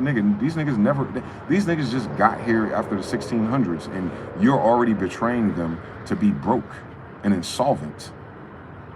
You betrayed the kings of Britain, and now you're about to betray the Mohammedans? What? Thank God I'm both. But none of these people, none of my people, are the people in charge today. Just don't get lost here. On Liberty Island, test tube babies, Cabbage Patch, orphans, World War I, World War II, and this transmigration of fair-skinned, pale-skinned people that are not in this fucking story at all in the 1700s. On God, on definitions, on etymon, on laws, on classifications of races and USC codes. They weren't here yet. George Washington ain't one of theirs yet. That's Reconstruction. That's McGraw-Hill. That's Epstein. That's pedophiles and baby eaters trying to make everything white for some reason. Fuck the colors of the skin, nigga. When is there a fucking white boy writing fucking Arabic to a goddamn emperor named Muhammad? And they can't answer that. Yet that letter is on their fucking website. You wrote to Sidi Muhammad in English? Isn't that interesting, class? That they betrayed the king of Britain, who ought to be speaking English, but they're writing an English letter to an imperial majestic named Sidi Muhammad, Castillo, Espanol, Arabic, Moorish Latin, hence. So George Washington knows Moorish, Latin, Arabic, Latin, Spanish, Spanglish, whatever version of it in the 1700s. That's what you're telling me? You're telling me that Imperial Majestic is going to do his treaties in British English with a bunch of faggots that don't have a mother or nationality yet? Or am I supposed to be fucking retarded? That this nigga, this white boy in their story, picked up some letters in the office that he missed for a year and a half, and all of a sudden, from the previous Congress full of Moors, you've heard about it, the first 8 presidents of Moors, yeah, no shit, Sherlock, we should read this shit. But the Moors that are in charge at that time, right? They're writing to Imperial Majestic Muhammad in English. Why would Sidi Muhammad know English? Better question. If these colonies under King Britain, I thought it was just tea and boats, but let's pretend British had some type of claim here. How? If George Washington, the first president of the current United States, just said, nah, these are your dominions. So how come he's not mentioning this battle with Britain then? He didn't even mention, he didn't mention Europe, he didn't mention Britain at all. I thought that's what the the Redcoats, I thought that was that whole story, right? Oh, it's not. If you look at that Delaware painting one more time, and mind you, this is whitewash, but just look at what they're saying. George Washington and several other people on that boat have blue coats on. That is their red coats turned inside out. Have you noticed? So they are the redcoats. The people who hijacked the United States from black people are the redcoats. Not all of them are from Britain, but all of them work for Britain's naval force. Trade. They're like missionaries or, merchants. But they're military based since they're working for royals. All right, but they're dealing with Imperial Majestic too. What? They can whitewash these niggas all they want. But it doesn't make sense. Because they said the Bashars, Treaty, Tripoli, Majesty, Muhammad. In the Americas book, they say all these people have this, the devil everywhere. They're talking about Muhammad. Because Muhammad is Michael, Mehmet. Like, what are we talking about? So that make them black. Don't miss it now. Don't miss it, nigga. Make them, all the Indians are black, copper colored, swarthy. Yeah, that make him that too, bitch. The fuck? You see it? They inverted their redcoats. They're wearing their redcoats inside out. You see the black guy right there with the red feather in his hat? He has a red coat on, inside out. You see him? You don't see that black guy right there with the hat and the red feather. You see George Washington next to him with the red coat inside. You see that guy behind him with the United States flag with the red coat inside out. Look at these red coats. You see all the other boats on the side? It's a mixed tribes, you see them? All the way down line. Who are they about to go fight, nigga? Who else is on this land? And I know you're not going against no British or any Royal Navy fleet in those little weak-ass boats if you're going to the mainland of Delaware where the Moors are. So they're going to fight some Moors and Indians, aren't they? In red coats. So if they're fighting Moors and Indians while wearing red coats and then go into the Moors and Indians, Delaware, Nuremberg, Virginia, capital city, Solomon, and they find these letters to Mohammed's, the Delaware Moors and Indians, where they took over this shit. And this is where all their corporations are registered, by the way, Delaware, right?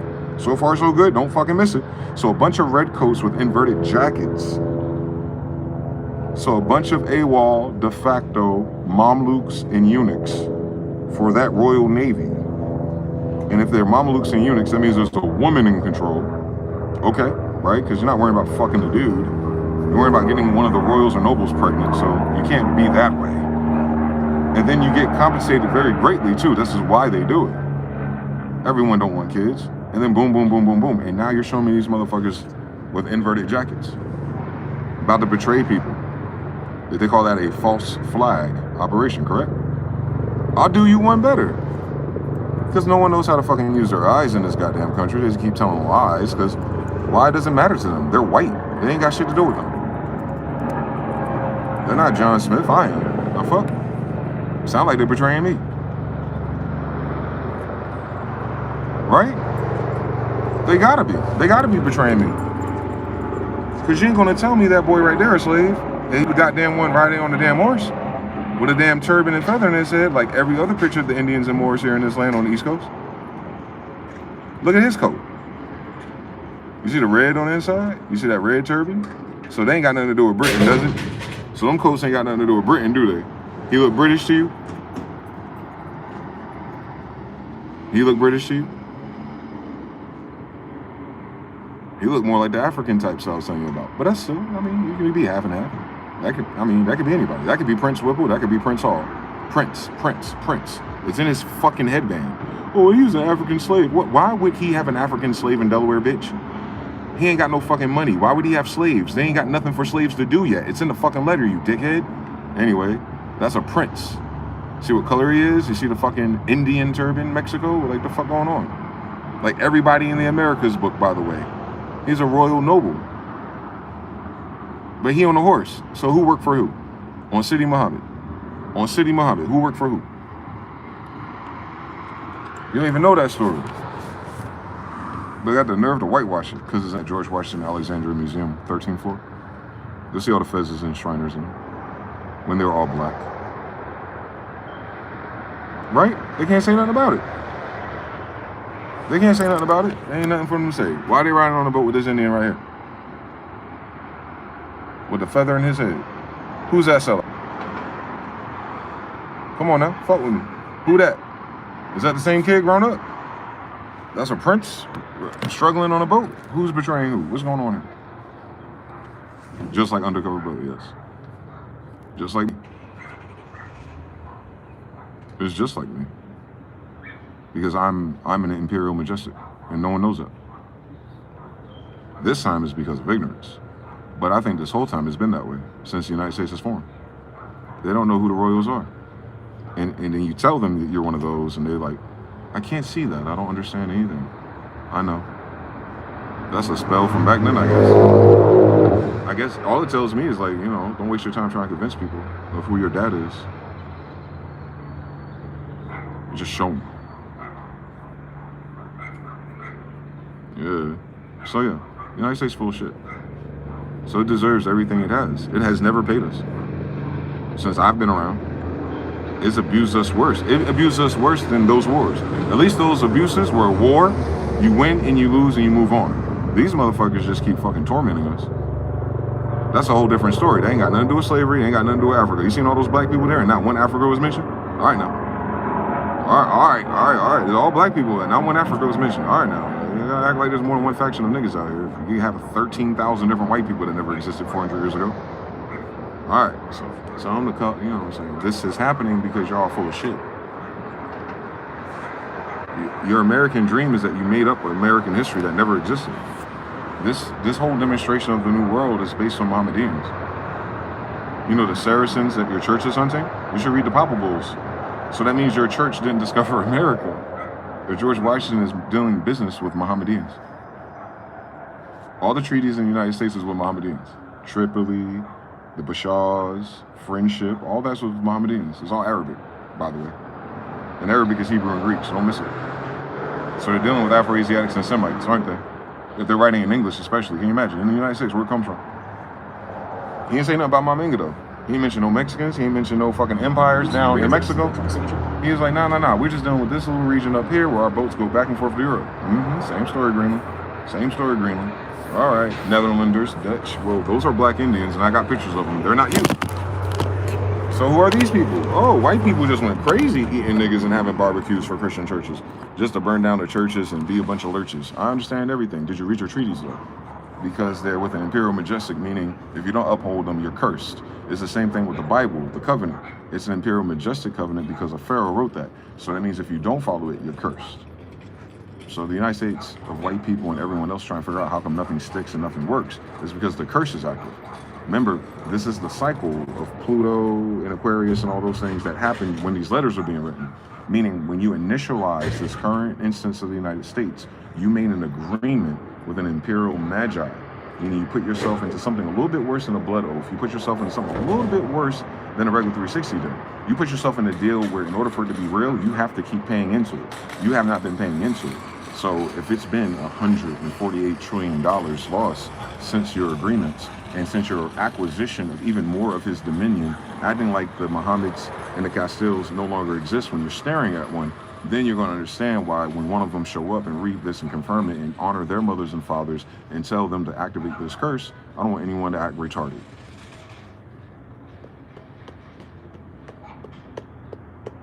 These are treaties with the Imperial Majestic. That's higher than any degree of masonry. Right? You have to be a certain type of mason to be a certain type of judge. You have to be a certain type of mason to be a certain type of lawyer and not an attorney. So you need a certain degrees to understand the laws. And the laws come from Sidi Muhammad's family, which is why they're adhering to them, which is why they need a constitution that's Moorish. Then they say it was like Iroquois, like Iraq, like Moorish, like Mohammedan in America. Yeah, absolutely. Absolutely. It's born on this Iraqi, Iroquois, Arabic type of thing. Absolutely. That's what a Mohammedan is. It's what the real Mohammedans are because this is the 1700s and they're already here. Where's that story, United States? Why are there so many Moors and Mohammedans here? What boat was that? They came here with the Catholics? Tell me that fucking story real quick. Entertain me. When did the Moors and Indians and the turban people get here? They came here with Columbus? They came here from West Africa? Weird story. Why didn't they stop all the slave trades if they're locking down George Washington's ports? If they're locking down the Northeast ports from going back and forth, and north to south too, by the way, because Castile and all that is Florida and all those islands, Cuba and all that. Hence, why it looks German. Like, tell them to wake the fuck up, all right? So, like, it's the Holy Roman Empire and their descendants.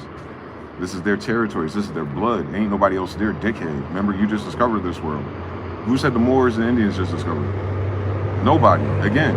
So if the whole United States lobby is in a world of Moors and Indians all the way into 1828, then who the fuck is everybody else talking about they got a fucking United States? Yeah, a bunch of brainwashed fucking idiots with a bunch of faggot pedophile baby eaters. That's why it keeps landing like that. There is no other place for them to land. They've never been anything else. Because these are not the people that created the United States. You cannot create the United States on an Imperial Majestic Dominion without knowing who an Imperial Majestic is. And I say, fuck them. It's up and it's stuck. We're not dealing with flesh and blood. We ain't dealing with cannonballs. We're dealing with demons.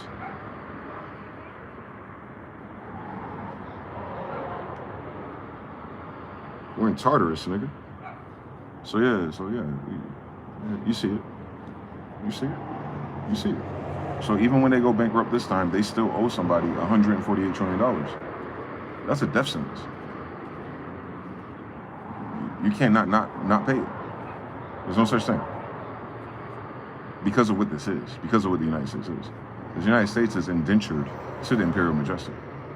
And they signed a Magi contract. You know, with the seals and all that stuff. That's why there's seals on it. Because they're locking you in with the demon or the spirit that's managing this estate. Just like Ryuk on Death Note. Those trees are Death Notes. You're alive as long as you do it. Then George Washington died not too far after that. Now you know why he's dead.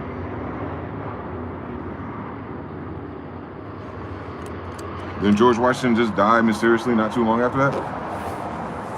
And then Thomas Jefferson said, fuck all that shit. We're going to use our Navy and our forces and Blah, blah, blah, blah, blah, blah. Okay, cool story, bitch. So you alerted everybody that you ain't shit. All right, and then how did Thomas Jefferson die again? Exactly, you don't know. That's my point. They got him up out of here. Remember, Sidi Muhammad has assassins. That's what they're trying to emulate with Lincoln.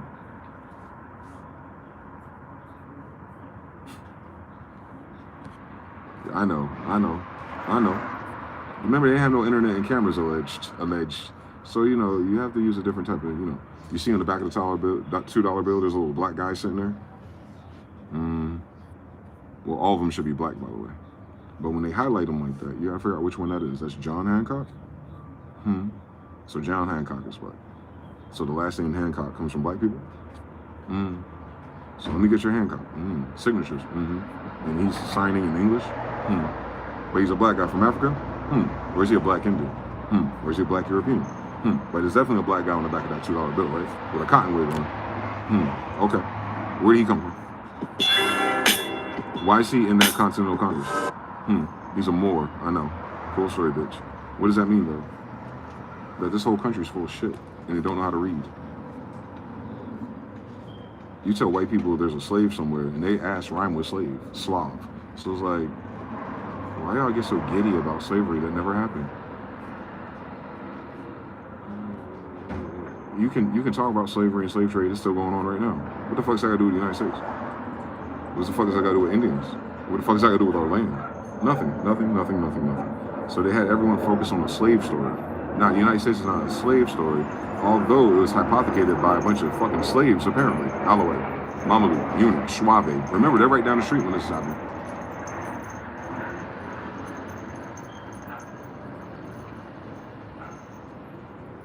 The first shot's just fired.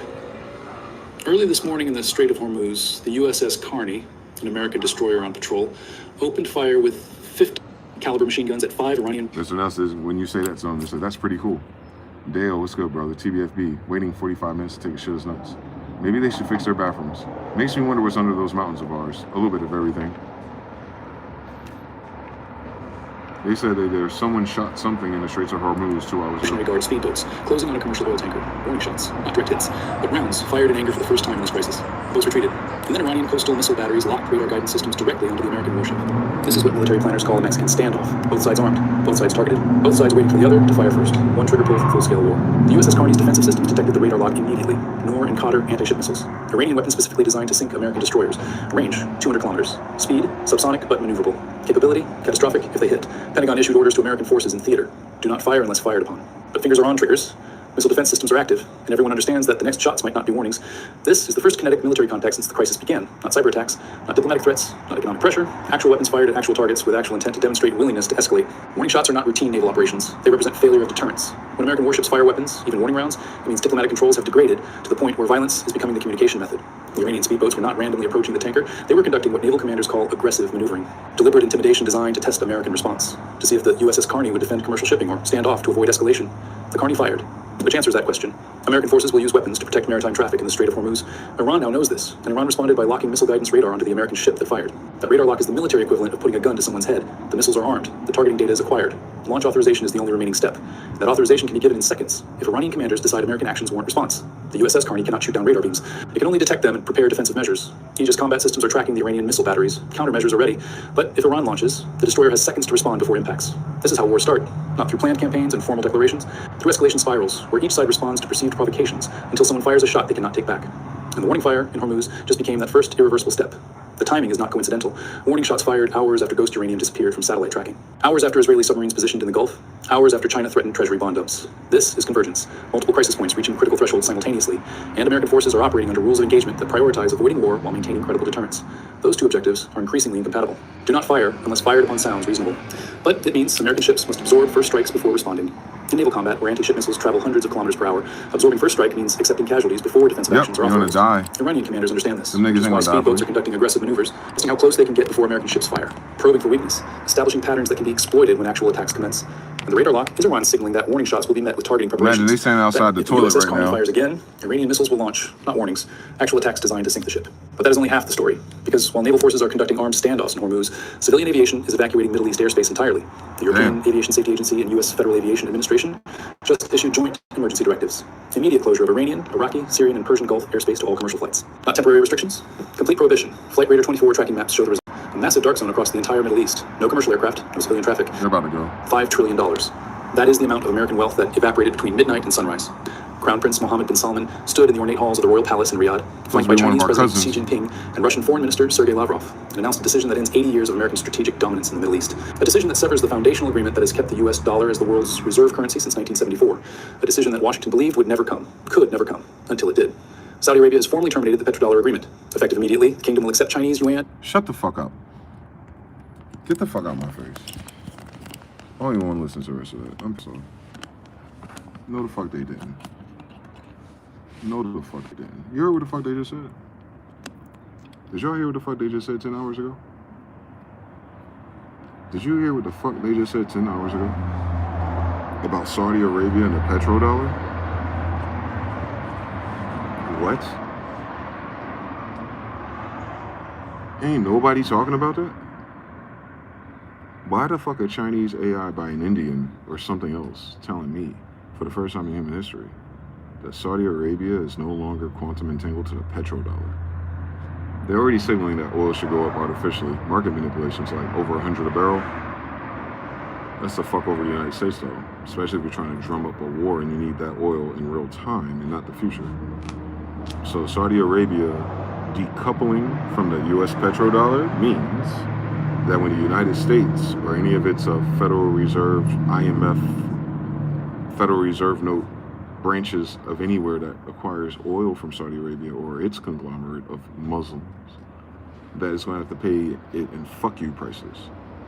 So when it's quantum entangled to the US petrodollar, that's the cheapest exchange value for us. It's our dollar. We get the most bang, most barrels for our buck. But as soon as you do something like, you know, economic supply and demand, and let's say Russia wants to buy in their currency, and they're buying more percentage-wise, then it'll go in their favor. And that difference between their currency and yours will make it harder for you to get the same thing as Russia or China. The United States had it the other way around. The United States says everyone has to use our dollar, no matter what their conversions are, to get this barrel. What they're just saying is, yesterday did this. Now the United States has to pay up more, but you know what I'm saying? It's no longer in their favor. AKA, their ops can get more of it faster. What does that mean to the US dollar though? It's going to hell. And that just happened. What? That don't even make sense. I know what's talking about that. They on there talking about immigrants and ICE and midterms, like bitch. The petrodollar just got decoupled from Saudi Arabia. Every fucking faggot that saw Trump escalations, what they kept saying? Oh, they're just doing that for the oil. They're just doing that for the oil. Why? Oil and money, right? Okay, so what happened to all these oil and money people? Your oil and money just got fucking decoupled. They're so fucking stupid, man. Russian rubles, and a new BRICS-backed digital currency for all oil purchases. The exclusive arrangement that required every barrel of Saudi crude to be purchased in US dollars. The arrangement that has forced every nation on earth to hold American currency. Yes. The arrangement that has allowed America to run unlimited deficits while the world finances its spending. Credit card. That arrangement ended with a single televised announcement. Mr. Now says most of those people won't come up sick from that accent. I know it, man. To hear this exactly as Crown Prince Mohammed bin Salman stated it. The Kingdom of Saudi Arabia declares its economic independence from arrangements that no longer serve our national interests. We will trade with all nations in currencies that reflect the multipolar reality. You see this trade in nations that no longer reflect them? That was that document I just read, Sidi Mohammed, Peace of Treaty and Friendship. But, you know, a modernish version of it. But they're saying that we're no longer doing Treaty of Peace and Friendship with the United States. Can you imagine? They just hit the first tower and the news is on the border. Where at? Give me, you gotta give me a location and who and what so I can find it. Of the 21st century. The era of a single currency dominating global commerce has ended. A new era of sovereign economic choice has begun. The era has ended. Those three words, spoken in Arabic and translated instantly into every language on earth, represent the most significant restructuring of global financial architecture since the Bretton Woods Conference of 1944. Goddamn. The markets understood immediately. They understood before the Crown Prince had finished speaking. They understood what 80 years of dollar supremacy ending overnight actually means for every American. So the United States has only existed for 80 years. One more time. Collapsed 14% in the first hour of Asian trading. the steepest single-day decline in the history of currency markets. Against the yuan, the dollar fell 18%. Against gold, the dollar lost 23% of its value before circuit breakers halted trading in London. Treasury yields spiked to 8.7% as foreign holders began dumping American debt. The 10-year note saw its largest single-day yield increase since the bond market was created. Stock markets followed. The Dow Jones futures dropped 2,400 points. You're saying it's so new. Yeah, they ain't, that second tower didn't get hit yet, so they ain't changed the channel yet. I'm with you. Markets even opened. The S&P 500 triggered limit-down circuit breakers 3 times in the first 90 minutes of trading. How you doing, By noon, bro? the combined market capitalization lost across American equities exceeded $5 trillion. $5 trillion. Gone. Not gradually. Not over months of deterioration. When that happens, it's not like crypto. It don't come back because, you know, people are betting on the dips. Nah, that's like 5 trillion just not there no more. Between midnight and lunchtime on a Tuesday. For the banks. But here's the part that most people are missing. For loans. Here's the thing that transforms this from a financial shock into a permanent restructuring of American power. Saudi Arabia didn't just abandon the dollar. Saudi Arabia joined America's enemies. The announcement included 3 additional agreements that Crown Prince Mohammed... That's what I was telling you. Them niggas ain't gonna die for you, boy. Salman signed on live television while the world watched. First, he did it live. Witchcraft. With China, including the construction of a Chinese naval base in the Red Sea, the sale of advanced Chinese weapon systems, including the DF-17 hypersonic missile, and intelligence sharing arrangements that give Beijing access to Saudi surveillance of... So question, why do they need all those missiles if they're all friends? Hello? Who would those missiles be pointed against? Hello? Are we sleeping? Are we sleeping? Western whites. Military movements throughout the Persian Gulf. Second, a formal application to join the Shanghai Cooperation Organization as a full member state, aligning Saudi Arabia with Russia, China, Iran, and the other nations that have explicitly positioned themselves as alternatives to American hegemony. Third, and most devastatingly, a mutual defense agreement that commits China to defend Saudi Arabia against external aggression. The same type of security guarantee that America has provided for 80 years. The guarantee that made Saudi Arabia an American client state. China just replaced America as Saudi Arabia's protector. Read that one more time. The nation that controls the world's largest... Nah, y'all didn't hear that. Y'all didn't hear that. Did y'all hear what the fuck he just said?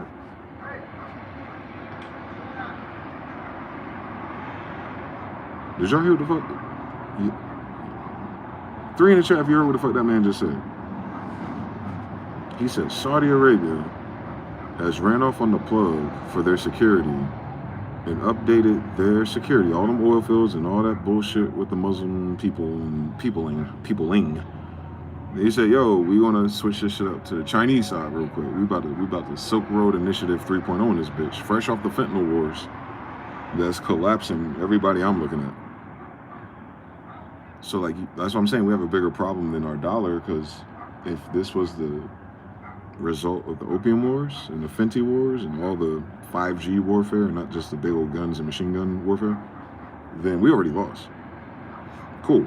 You can fix this. It'll take 10 years though, if you have the money. Well, now they're like, nah, we're not even gonna fight the United States. We're just gonna stop using its money. Where's that technique from? That sounds like some Cartoon Network type shit. That sounds like some Rick and Morty shit, don't it? That, yeah, you can't beat them as long as they have oil, tech, money for the employees and the shooters. Extortion, slush funds. Ain't that all the shit that's being cut one by one? I'm Michael Weston, and this is Burn Notice. Brick by brick, right, on King Nebuchadnezzar, although he is the king of Babylon and over Israelites. I don't know why white people keep trying to make themselves Babylonians. You're not Babylonians. You're not tall enough. You didn't build these fucking Babylonian buildings either. So anyway, yeah, they said they're decoupling that side of the world. Well, technically it's its own world, since this is a new world to them. They're decoupling that side of the world from this side of the world, as long as white people are here.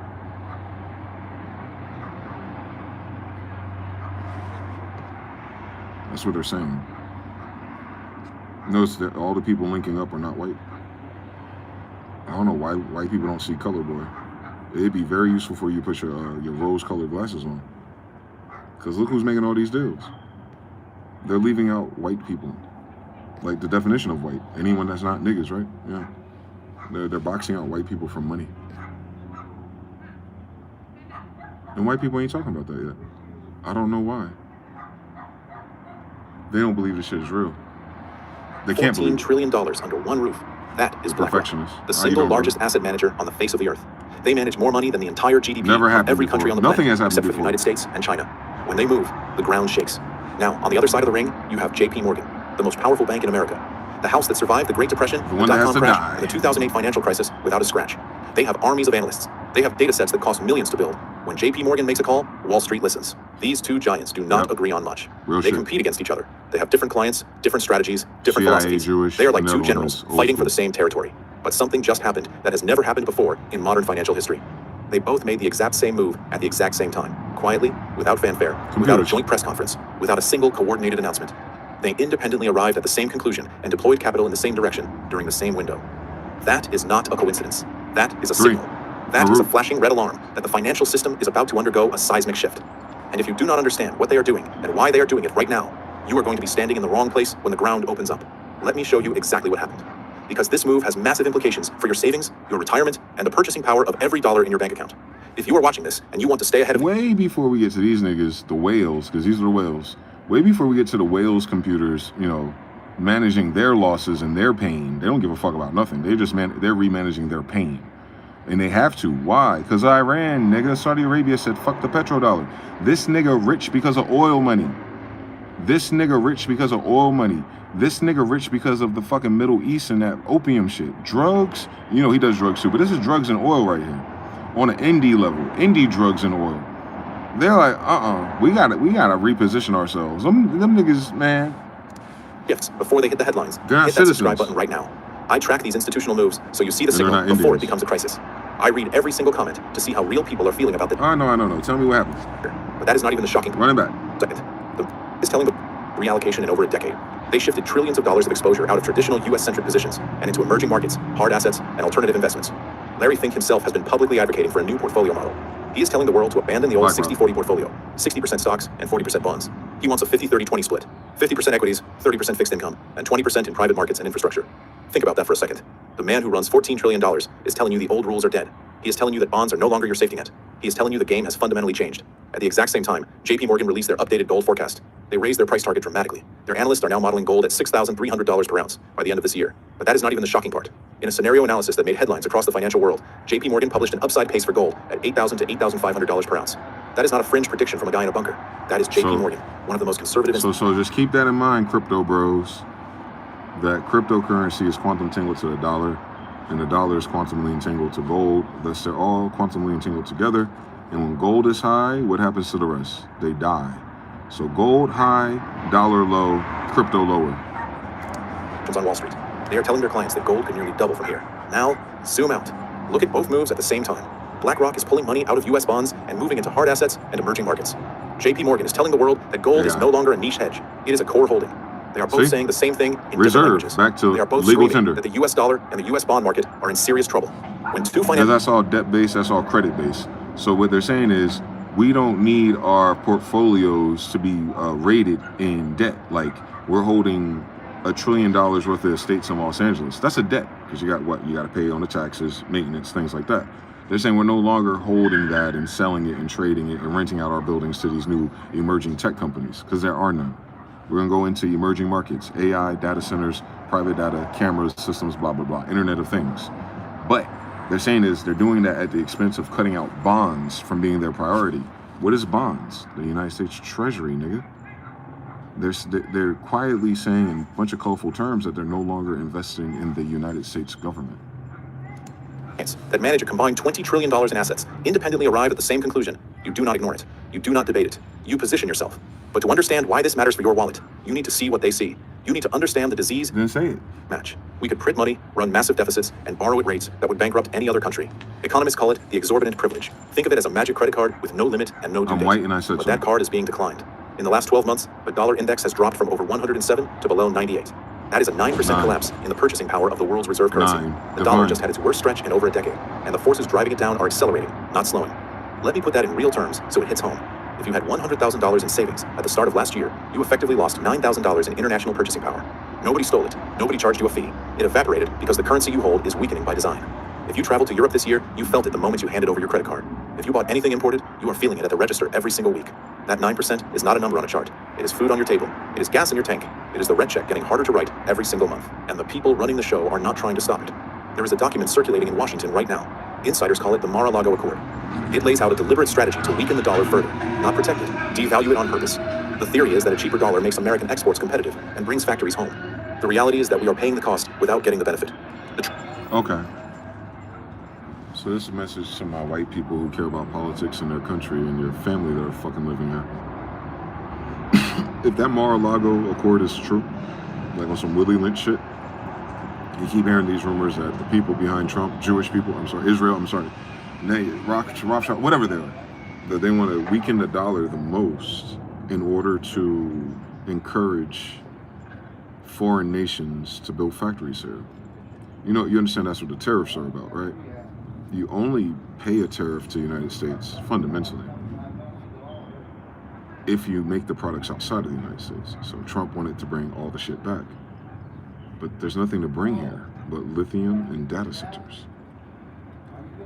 So white people, you think that politically bankrupting your dollar will make it cheap, so you have this slave labor thing, and boom, boom, boom, boom, boom, after a couple of years when things restabilize. Once we have a GDP again, which is what you're trying to do. Make it cheap for cheap labor, send cheap laborers here, make factories from billionaire, trillionaire companies, and blah, blah, blah, happily ever after. One small problem. There's only one small problem in all of that logic, is that makes sense in a vacuum on a fucking video game or a TI-83 drug dealer game. In real fucking life, the world doesn't want to use your fucking dollar. It's not about how many of them there is. It's about all the bullshit that comes with that bank when we use it. Usury, debt, variable interest rates. It's unstable coined. It's unreliable. And then you weaponize it to smack people in the face to get more bang for the buck that's yours. I got to use your money and sell my real resources with your money and use my real blood people to do real calorie and labor for your fake dollar that you keep changing the value of anytime you have a fucking narcissistic bipolar episode. At any point in the pipeline, not just Trump. They're like, fuck you. The dollar isn't enticing. You only can buy things in the dollar that are sold in a dollar. What do we sell in the United States? Exactly. What does any other foreign nation need to buy from the United States in USDs? Exactly. At best you have is what the services that the people come up with. And the people here take USDs because we pay rent and buy food in USDs. So that person-to-person shit, yeah, the TikTok shit, yeah, cool story, bitch. That ain't what's going on, though. They're talking about the biggest banks in the world. Y'all gotta understand that. To my dear white people out there who really invest in politics, because since you know how to read and write so long, the US dollar isn't collapsing because of bad investments. Theoretically, yes. But the United States dollar is collapsing is because it's a narcissistic abuse tool. As everyone's healing and learning about beloved chosen one and narcissism and all that, well, what's the number one cause of narcissism? The love of money. Because the root of all evil is narcissism. So the love of money is the root of narcissism. Easy. So yeah, it's like vanity, all that shit. Gluttony, greed, the 7 deadly sins. Yeah, it's all narcissism because it's all based on having something. The United States has been the most narcissistic entity in human history for 80 years. That's why they're draining the vampire of its blood, which is the current, water, blood, money of the system. So you're posturing with weapons of people who have weapons now. Everyone's all upgraded. It's like Golem Madness on a use map settings game for Blizzard. Everyone starts at the same, but some people mass early, attack early, get the advantage. But there's always that one nigga in the corner who ain't moved yet. And by the time you try to figure out what the fuck he got going on, he got 150 fucking units there. He ain't win none of those skirmishes, and he sure as hell ain't take over no bases. But that weak-ass base you just took over for him, he can send half his fucking army, and now that he got 2 bases with the army to back him up. That is what's happening right now.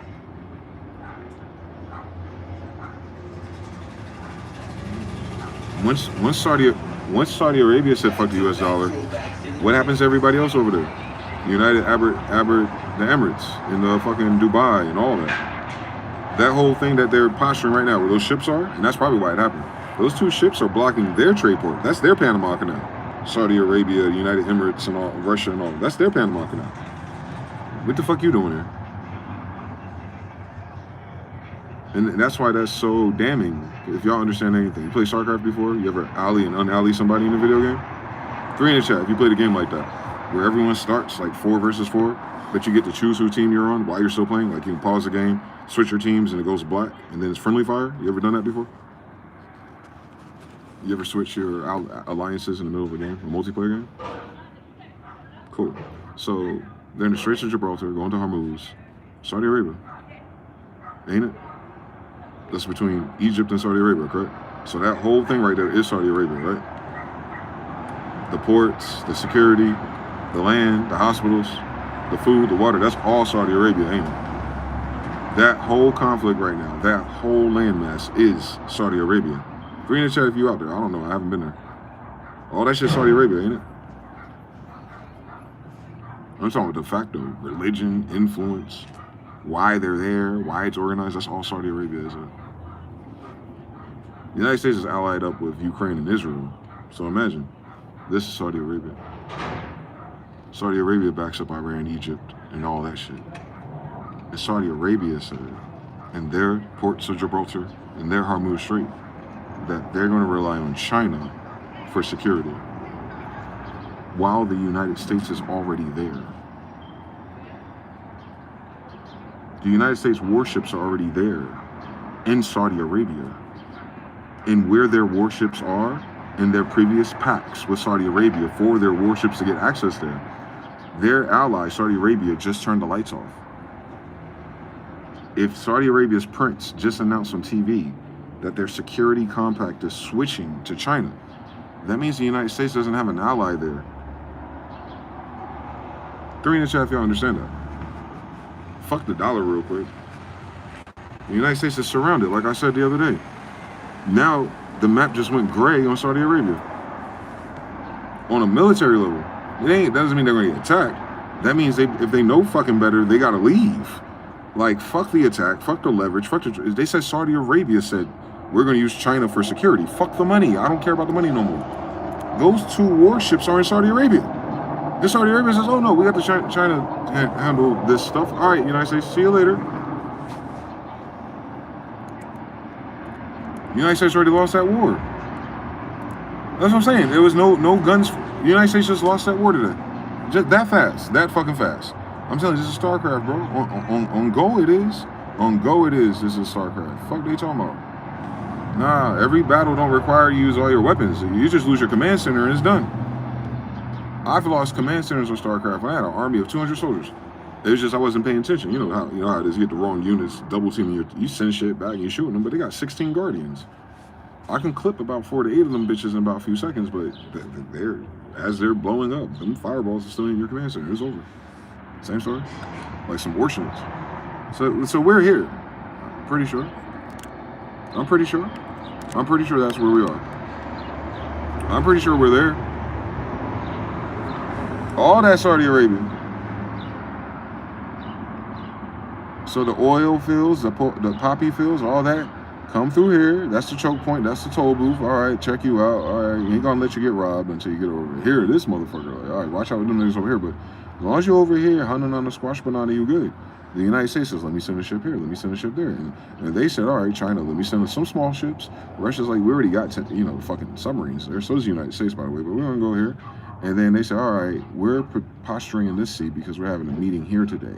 Now, these are our allies. We looked out for them because, we're CIA trained them and gave them some of our coolest weapons. We make a lot of money and fucking little boys here. And this is a nice little slave trade going on here. So everyone here is the United States friends, except for these guys. On the other side of these guys is Israel. Well, today they said 1, 2, 3, 4, 5, 6, 7. All these guys are the same blood, same Muslim Brotherhood. They have the United States surrounded. So the United States had all this to come back to. Like if shit get hot, they can operate out of these bases. They still have military and Air Force there. Joints, you know what I'm saying? Joint with the UAE, they still have all their allies there. That's why they bullying Iran like that, because they literally have backup. This one said, no, you don't. So that little white speck right there is just the United States presence in the Middle East right now. Let's be fucking serious. And I told you half these niggas look like us. That's what I'm saying. This is a weird story, bro. As we talk about it, as we narrate this shit, is happening. Like the connections are happening. I mean, like yeah, that makes sense. Saudi Arabia would eventually, because we're reminding them, yeah, you guys came here 100 years ago, and you found people in the kitchen that look like us, because we're the same, stupid. Remember, my grandfather married a Sheba. Your Sheba married a Solomon. How you doing? That makes sense. That makes a whole bunch of sense. The part of you that looks like Sheba is the part of me that looks like Sheba. Can you imagine? If we had the same mother. Right. It's like Ishmael and Israel all over again. Same story. So yeah. Yeah, that's what that is. That's what that is on a quantum entangled blood level. For their 13% of this blood right here, they got it over there too. I'm telling you something. So yeah. Wow. Yeah, the United States is not posturing. And I hate that they're blaming this on Trump too, man. Because it skips the obvious. Like, it don't fucking matter who your president is.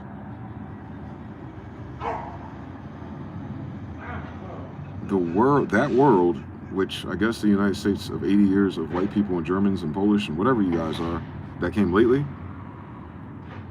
that world got you out of their world. I can see the vision now. And now they're cutting you off from that world. So they entice you to get the fuck up out of there. To get out of power there, to get out of control there, put all your pedophilia, all your hate, and all your evil shit here in the actual promised land. I don't know if they know that, but they're from a different world. And now that you're here, being cooked by this son, not that one, and they're saying, no, you can't come back over here. You understand? When they devalue your currency, you can't afford to live there either, right? Think about expats. Think about old retiree boomers and older, or even military white people. You go over there, it's cheaper, you know, the contracts and stuff, and they pay you in US dollars. And then because you're using US dollars, it's cheaper for you than the natives, right? And you're there right now, right? And now all of a sudden the United States dollar is dead. Welcome to being black in 1933. Our currency that they hypothecated from our banks by giving us these greenbacks, they took like 20 of our dollars and gave us like 5 of theirs. And our tender was real. So they took 5 greenbacks and gave us 1 monopoly dollar. That's what's about to happen to you in any other country with the US dollar. As soon as the US dollar is dead, your passive income is dead. We're talking about values. It don't matter what the number says. You have $1 million US dollars, and they say you just lost. No, at 100,000, you lost 9,000. We gotta simplify that a little bit more. At 10,000, you lost 900. Let's just do a tenth, because that's what it is. It's like what Sidi Muhammad needed. Like a mark of attention, a regular vices of Malachi 3:8, a tenth, a tenny. It's a tenth of your values being lost over. I still got it, yeah. It's tied up. Yeah, what sport is that for? I don't know what it is. I think it's like a baseball where, like, you know what I mean? Boom, it bounces back. Yeah, man. At a high though. It's Olympic. Like this, huh? It's official too. It's Olympic. Yeah, it has this shape in it. But anyway, so random. But yeah, once the dollar value dies compared to a foreign country's currency, like when that happens, like the peso versus dollar, but the peso is more than a dollar, you living in Mexico don't make sense. Because you're gonna have to convert it to higher pesos, meaning you get less pesos. And people don't understand how fractions work. It's crazy. You should play more video games. I'm telling you, learn how to play Final Fantasy and build your resistances and buffs helps you a lot. You see why niggas be like farming in a video game for hours at nighttime just to find one item that gives you like +1 something, like a Stone of Jordan. They don't know what I'm talking about. That's crazy. So yeah, Stone of Jordan, imagine. So yeah, Stone of Jordan gives you +1 all your attributes, which is thousands and hundreds percentages increase for the rest of the game as you increase them. You take that shit away, you're gonna notice it. Same thing with our dollar. You take the bonds away or the debt that other countries are holding away, you're gonna notice it. We are noticing it. We've been noticing it since the pandemic though. They're playing like this is sudden because of Trump and Putin. No, the United States has been insolvent the whole time. It's been robbing Harry to pay Paul, and it re-ups when it acquires resources, opium, gold, or they kill somebody who inherited a lot of gold, which is probably why they're dead, because it wasn't theirs either. But you know what I'm saying? Like they're shifting tangible assets, and their most tangible asset was intelligence.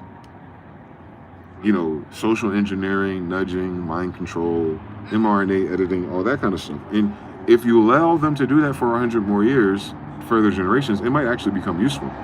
But right now, they can't do that. You can't create the perfect race of people if everyone's on drugs. You don't create the perfect race or blend of survivors who are all on fentanyl and opium. And then you wonder why that don't make sense, because you have homosexuals leading this.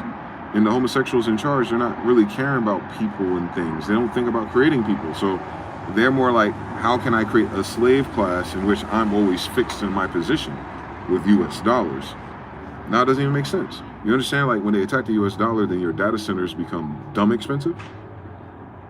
It's all ran on oil and water in US dollars. And now that oil and water cannot be purchased from foreign countries, which we need them from, in US dollars. So even for the white man to make believe they can do a surveillance state or new world order in the United States, they have to first establish the fact that they have control of the United States, and they don't. Then they have to prove the fact that they're able to order humanity, and they can't. They can't order their women, no kings. So they're in a vacuum. And they show up on TV and cameras and they just yapping, chatting. But when they're not on that camera, they look sick as shit. They look greasy in the face. Their skin is turning yellow. They're getting all kind of bruises and stuff. That means their aura is very weak if their body is all getting sick at the same time. We're not even just talking about disease. I know what witchcraft looks like too. So like whatever the thing attacking them, meaning there's a weak aura there. And what I'm saying is they're giving trillions of dollars to people who all have weak auras right now. We don't have to be a master in I Ching to see this is a stupid fucking idea, right? The reason why you're kind of nervous about giving money to certain people who are homeless and stuff, right, is because they have all the non-tangible signs of someone abusing drugs or worse. So you're like, do I really want to give more money for them to hurt themselves worse? Or do I want to invest in this type of thing? No. You make a judgment on that. I tend to say, let them fucking live. I don't care either way. I'm not giving them the bank, right? But if you see somebody else who looks like, oh, you know, they just had a hard time, it's like, here, no problem. You don't think nothing of it. Usually those are people who need drugs, though. Stay woke out here. So same story. All your people running your country need drugs. Whether it's the dopamine rush of the stock market going up and down and everyone else losing and suffering because they get distracted with envy. Never underestimate the greed of your horizontal people doing the wrong things because they're greedier than you almost always. Embezzlers. So they got so many attacks to their aura. And then the Epstein files, that's the elephant in all the rooms, which is the bigger catalyst for it to happen. Like people letting that shit slide, like, oh, you know, yeah, the Epstein, yeah, we know they're fucking and raping and stealing and killing and eating babies. But right now, we got to save these immigrants who didn't get a chance to get to the United States yet. What are you talking about? Why is that even a talking point? That doesn't even make sense. For what we have on the table, no one should be putting their hands on nobody, and nobody should be feeling threatened to be here in my fucking territory. However, who are these people in my territory talking about what shouldn't be in my territory? You shouldn't be in my fucking territory. You shouldn't be in a fucking state, municipality, or government because you are all fucking incompetent. It's not even race no more. They're incompetent. You're ran by pedophile cabal of rapists, kidnappers, homosexuals, everything that's against the name of God, and you're using God's language to do it. On God, King James English. So I don't understand nothing. I don't understand nothing. Oh, we gotta hold on to something because I can't go out there and get a job. Yeah, you ain't got no job to get because you didn't invest in your state. When you're worrying about niggas running the distraction play to get your drugs and your party and your nice little mid-rises that you can't afford because you never bought it, you rented it. And like, they can't even afford that shit. They can't afford that $6,000, $12,000 rent they get from their municipalities because Trump is like, fuck you, municipality. The federal government is not funding that lavish lifestyle if you have all these fucking problems and immigrants doing worse. And they are. They are. Fuck the daycare center. What the fuck if the daycare center is a front for laundering, what are the Somalians laundering? There's no kids there. All right, so they're not fucking. So what are they doing there? If the Somalian kids are not in the Somalian daycares, where are they? One more time, the Somalian fucking daycares, and they're empty. Where the fuck is the Somalian kids then? Fuck the money, fuck the white girl. No, where's the Somalian kids that are supposed to be in that daycare if they ain't nothing but Somalians there? Are there Somalians there? Is it enough to justify those daycares? All right, where are the kids? Where are the kids? Where are the kids? Where are the Somalian kids at? Where are the Somalian kids? Where are the Somalian pirate kids at? Where are the Somalian human trafficking kids at? Minnesota? White people? You hungry?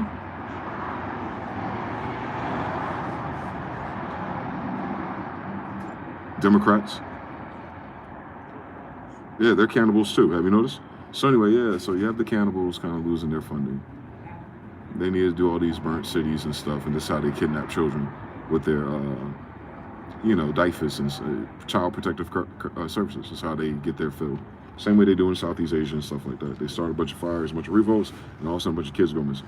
Like, hey, we're going to save you and give you citizenship. Meanwhile, they don't even take care of their citizenship. Like, how they going to do that? No, they're going to eat you. fuck you, enslave you, or even stupider and worse. So this hasn't changed for 80 years apparently. And that's all paid for by the US dollar. It's cursed. It's an accursed instrument. It's only used for trafficking. Which is why you only get tickets and things for trafficking. You get trafficking violations. Your whole license is an issue of trafficking. Are you trafficking product to make money and services? That's why the feds can pull you over. But if you know the language model and you change party to the conversation, I'm like, oh, no, Mr. Officer, I'm not that party. I'm doing this. I'm actually this. Oh, no, I don't live here. I'm actually domiciled here. No, these are not my postal addresses. That's an imaginary piece of paper where some white guy drew a rectangle and said this means something. So when we call enforcement on it, they know. Everything else is just water finding level with a bunch of fucking idiots. Propped up by the US dollar. That was propped up by Saudi Arabia, which was part of the petro oil dollar cartel. And the oil dollar cartel on Carnegie and on steel is dead. Remember, they blocked Nippon from getting steel again. They blocked this guy from getting Venezuela oil again. Blah, blah, blah, blah, blah. Why are we blocking these people from getting oil? So we can control the prices of our fees, of our marks of attention, of our toll booths. They're saying we don't want to pay your toll booth. They're like, well, you have to. I was like, bro, we're not even in that treaty with each other. Bitch, don't act like you're not Indian or American either, so don't fucking play with us. And until everyone wants to have that conversation at the United Nations, they better all shut the fuck up before God burns that shit down. The fuck y'all think y'all are? Y'all not the United Nations of dick, bitch. You're barely a United fucking citizen of the shit you come from. I don't even think you were fucking where you come from in the United Nations 100 years before you got there. Motherfucker, I got dates on your flags. That's a fucking impossibility. You ain't got a date on mine. Hence, so yeah, they're sacrificing. They're making the United States imposter the black sheep. The United States is now the black sheep. You know what a black sheep is, right? The one they set aside for sacrifice. The they is their own little evil cabal of hypothecating all these people of the world in the West using Afro-Asiatic languages, and they're not Afro-Asiatics. Dead giveaway. You know who they are, so it's like they always want to be in suits and on camera. Yeah, cool. How much that shit cost? They can move away from the United States. They still going to have to suffer for a few years. They ain't going to bounce their economy back because the United States fucked them for so long. They're trying to get stabilization. They can't lose power. They need the power to stabilize. So they're going to put a bunch of pain of everything else just to make sure the power stays on. They don't want another dark age. They're about to go to a dark age. Shout out Gigi, how you doing? Oh, there goes that Genghis Khan symbol again. Mr. Now, Harut, Taryn Art, how you guys doing?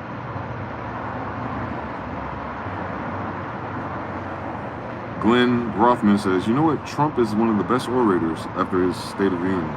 Yeah, white man, take your ass to sleep, you little pedophile. They only glazing a pedophile because they're pedophiles. Shut the fuck up. That was a horrible speech. Even for AI generated speech. He went off script. What the fuck is going on? The middle class is about to split. There is no middle class. They use class based on how many dollars you have or earn. The dollar is dying. There are no classes. If you ain't got no mana, bitch, there ain't no magic. So you don't have a sorcerer class.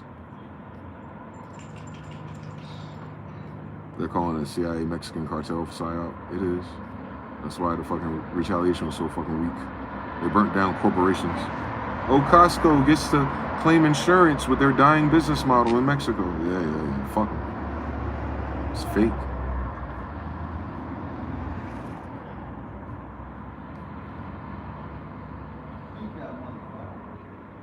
The most important man in hip-hop is an anti-Semite, yet Semites are Afro-Asiatics. Trump mocked for worst speech in history is, there are more houses for sale than there are people who can buy them. No, there are way more mortgages going to hell than people who can afford to pay them.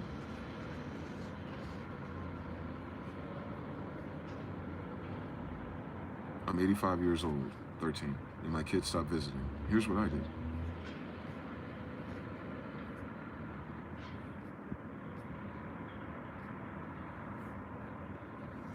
Right now, at this very moment, central banks around the world are executing the largest coordinated wealth transfer in modern history.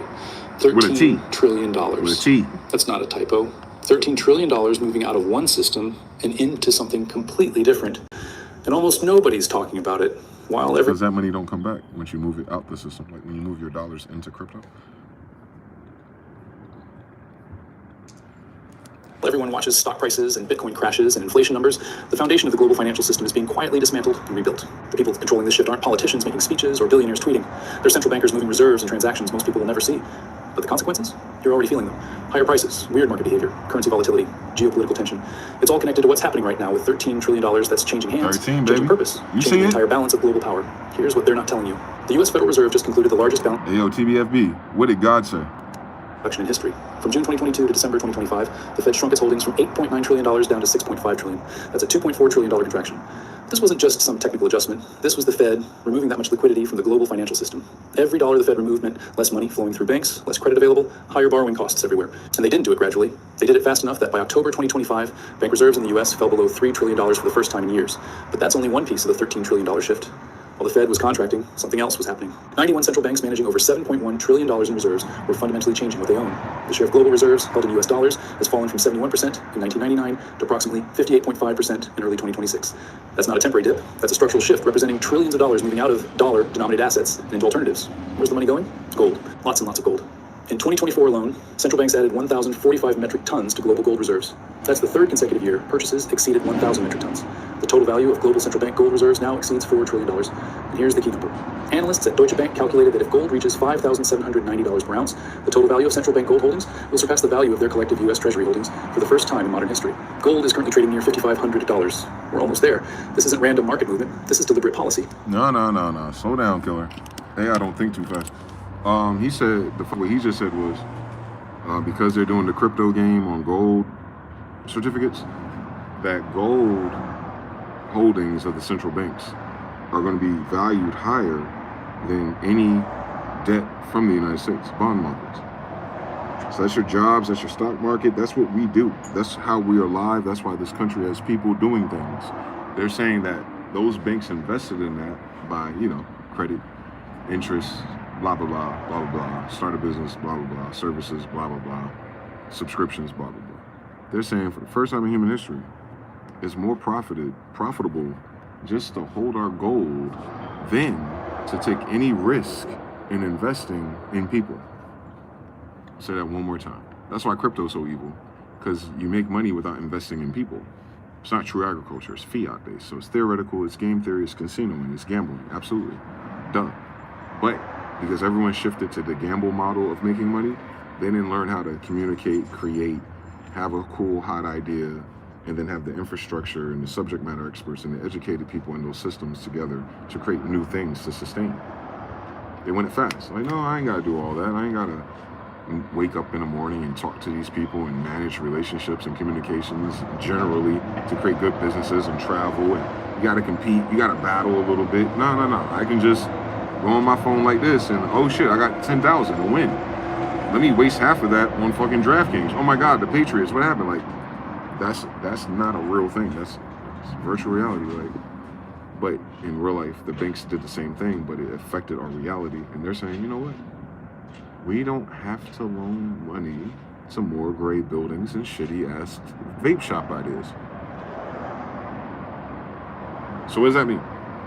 That gold is way more valuable than your labor. You used to labor for gold. They got gold, the people who care. They have gold.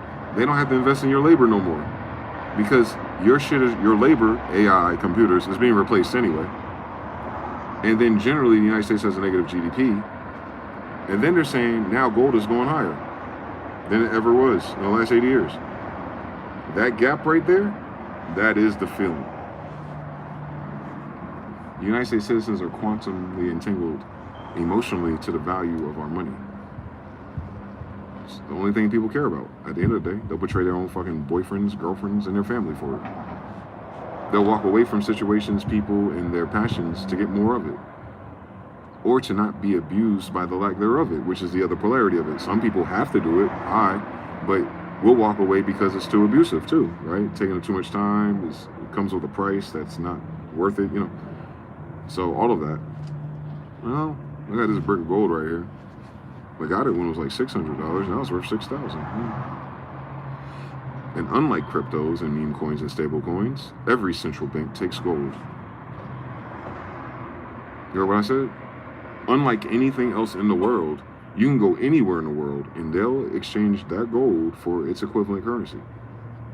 You take a gold coin ounce, and that one coin ounce, you put that shit in your sock. And you go to fucking Brazil, you go to fucking Mexico, you go to fucking Africa, and you find a banker attached to a central bank. And you bring that gold ounce in there, they will give you the equivalent local value of that, and you will be rich. You can't do that with $5 US. Most of the Mexicans you go see in Tijuana got US dollars already. It's not the same story no more. You can't do that in fucking West Africa. What for? But if you had gold, oh yeah, you won. Just gold coins, just ounces. They said one gold coin is worth $7,000, bro. You hear anything I said? It's by weight. That's why I'm worth my weight in gold. It's not the number on the gold coin. It doesn't mean anything. Fiat. But the weight of the gold. One golden ounce. A coin. An ounce, the thick ones, like the silver dollars and the gold ones. There's a whole ounce of pure gold, $9.99 or close. $6,000. Gold is kind of light though, but still, you get enough to make an ounce. $6,000. You only got half an ounce? $3,000. You only got a quarter ounce? $1,500. In anyone's equivalent central bank currency, not just the USDs no more, not just the FDIC no more, not just the Federal Reserve no more. All of them. All. That's why gold is supreme. The fuck? Hence, we were taught indirectly that they taught us that we had a Fort Knox gold reserve and then circulated that to our money printer and then left out the significance of the Federal Reserve because they kind of taught it like it's part of the federal government by showing you that white building. All those buildings are ours. None of those fucking faggots are supposed to be money changing in our temples anyway. Did you read the Bible? Anyway, so these people are stupid. But yeah, gold coins, and when it's not gold, it's silver. And if you don't have silver, you get copper coins. All the same phenomenon. One pure ounce of copper, I have one. They're huge because copper is very light. So you need a lot of copper to make one of those Abraham Lincoln mints, 999 coppers, right? 99 ounce. Yeah, whatever copper is, that's how much that penny is worth. It probably only took 1,000 pennies to make that thing, right? Theoretically. It's probably 1,000 pennies to make it. What, was it about $10? Yeah, that shit's almost worth $100. Just by itself. You know what I'm saying? So I have those real coins. Silver is kind of light too, so I don't have do I have a .999 silver? I do. I have 1.99 silver and some smaller ones. Lighter. But you take that, you take your gold, you put that all together, and then you look at those exchange rates on gold, copper, and silver. That's how much money you have. And they're saying all that's going up. So even if you had a little bit back in the day, now you have that much more. Like how they dream of crypto. It's because the real system is what is being digitally copied. But for the first time in our history, those three things are running in the same direction. They've never seen that before. So it's a copper, silver, gold, legal tender. If Venus, the moon, and the sun, if those trifectas, if that holy trinity of value storage is running to the moon, then what happens to all the fiats? They run the other way. It's like a seesaw. So dollar has to run this way. Crypto got to run this way. And the most interesting one of them all, oil. Right? Because gold is conductive. So that means we're switching our power systems eventually. Eventually, the potential of oil reserves and the demand for it is going to K-turn soon. They need this last decade or two of hoorah oil dollars, just to finish setting up the infrastructure for whatever their batteries are going to be. Because they're trying to redo the Tartarian thing, but with a newer, updated, smart, controllable Internet of Things technology too. Not just the fact that a nigga can just tap something on his wall of his house and it lights up, which it should do. You can do that with polymers and paint too, by the way. Anyway, we're not military enough, I guess. So, but China's like, cool, we're military enough soon. Then we could 3D print this shit once we get the rare earth minerals that we need to create it, including your gold. Hence why silver is so important. I think because electricity runs on both sides of it. It's some weird tech nerd shit. So, military implications or fucking human social structure integrities, new businesses, new opportunities, and new regulations. It ain't saying nothing about getting rid of the underworld though. So just keep that in mind. You gotta keep that in mind right there, Five. So yeah, these niggas, the goal is about to run to the fucking moon for a little while to get them off the dollar. So running to gold is bankrupting the dollar. Y'all know that, right? Like that's why those big accounts are doing that. They're trying to sink the U.S. dollar, but they keep saying, "Oh no, it's under." That's Trump's plan. That's you know, the white people are in charge. The Germans are in charge. This is their idea. The Illuminati. What Alex Jones says, the conspiracy theorists are right, even about the Marrow unit. No, they're not. We're right about y'all being faggots, pedophiles, liars, and can't fucking read, and hypothecated this shit from Moors and Indians. But yeah, I guess we're right about the fact that the dollar sucks too. So yeah, the dollar sucks because the dollar is why our life sucked in America for the last 150 years. You killed Lincoln over greenbacks. You didn't free the slaves. You emancipated them.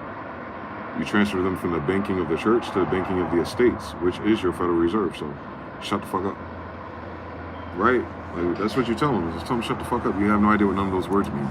You're stuck in a connotative linguistic model, and the person that says, you know what I'm saying? That person didn't know what the fuck they were talking about either. So we're getting serious FDIC warning signs. 450 tons of silver shorted. Welcome to John Insights. That's what I'm saying. Right now, silver is trading around $90. They're doing the GameStop play on real tangible assets. And when you do that on real tangible assets and you really have them somewhere, you sink everything else that's not real. Freddy Krueger. So they're showing you that the power of legal tender on City Muhammad, I told you something, is real. Like, because this is not something that we can negotiate with white people. And I have to use white people because white people put them in charge of everything here.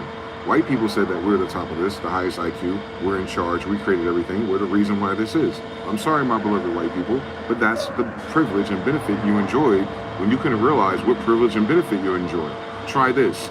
You're in a land full of copper-colored people, and you're white, and you're telling them what to do. That has always been your privilege.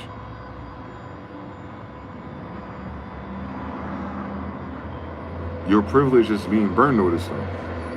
Only because you did not uphold the treaties of friendship, peace. Like, everyone in the United States is supposed to be here, like, outside of the wars and the niggas in the boats and the military, but, like, the citizens, the workers, the civilians, the nations, the sovereigns, the people living not in the military, not in trade wars, like, you know, all the way down the river, nigga, like, all the way in the mountains, all the way at the fucking resort. Just like Mexico was on fire, but I wasn't, like, everybody else. Peace, friendship, harmony, justice, truth, blah, blah, blah. You guys reneged on that as white people. You are making us fight for indigenous right to the land we've been in longer than your existence. And we're waiting for a voting system or an electorate to step in one day to provide our greatest grandkids in 50 years relief one day. What have you been fighting for? When did you start fighting for your rights? Where did you get those from? This is a land full of Indians at the Civil War. So why didn't you have to fight for your civil rights? How come you just got grandfathered into some rights where you're the beneficiary? That's what we call white supremacy and white privilege, the thing that you can't see. You can't see it because you didn't fight for anything, you didn't get anything. Are you Gullah? Are you Schwabe? Are you Confederate? Are you sure? You're Jews from Europe and their friends? Are you sure? You're Castillo. You speak Spanish when you got here, but your last name is in English. That's a weird fucking story, bitch. Ain't a bunch of time for you to go back and forth, dickhead, if you came here for opportunity. So which one is it?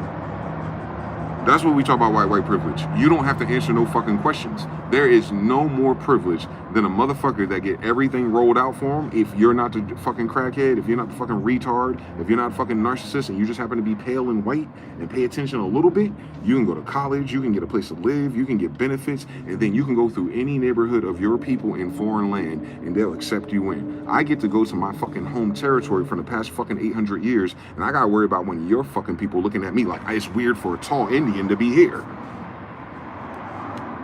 That's what we're talking about with white privilege.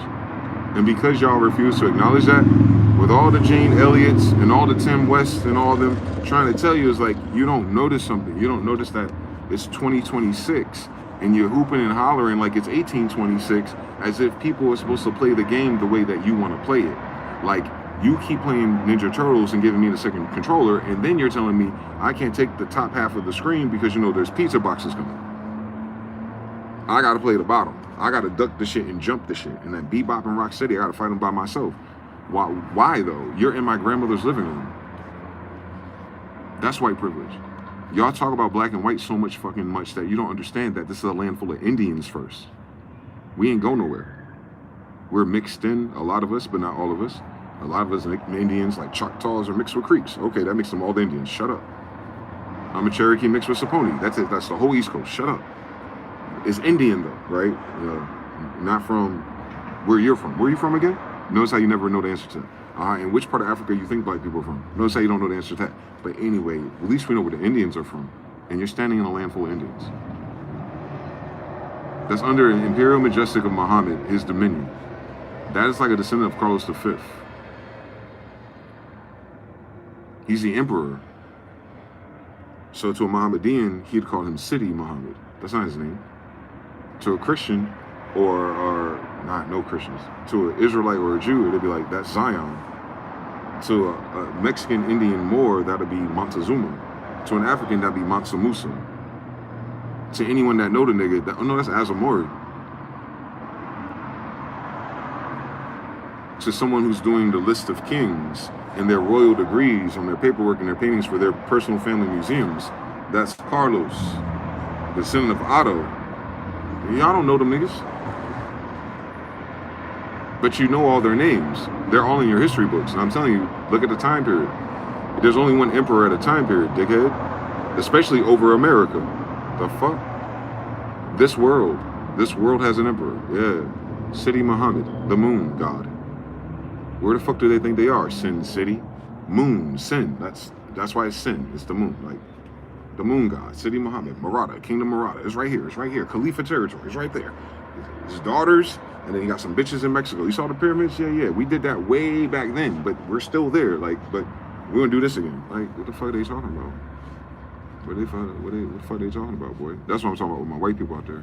Y'all privilege of not having to know history, and it's a privilege to me, Mr. IB here, because I had to learn history in order to figure out why am I entitled to so many social injuries.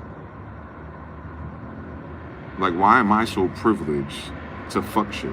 Why am I so privileged that as high and as competent and as high as my numbers on paper are, when I perform shit, I don't get compensated? It's almost like the better and the more serious I am, the less I get out of it.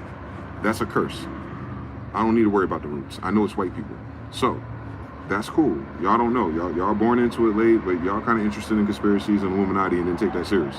We're talking about people who perfected speechcraft.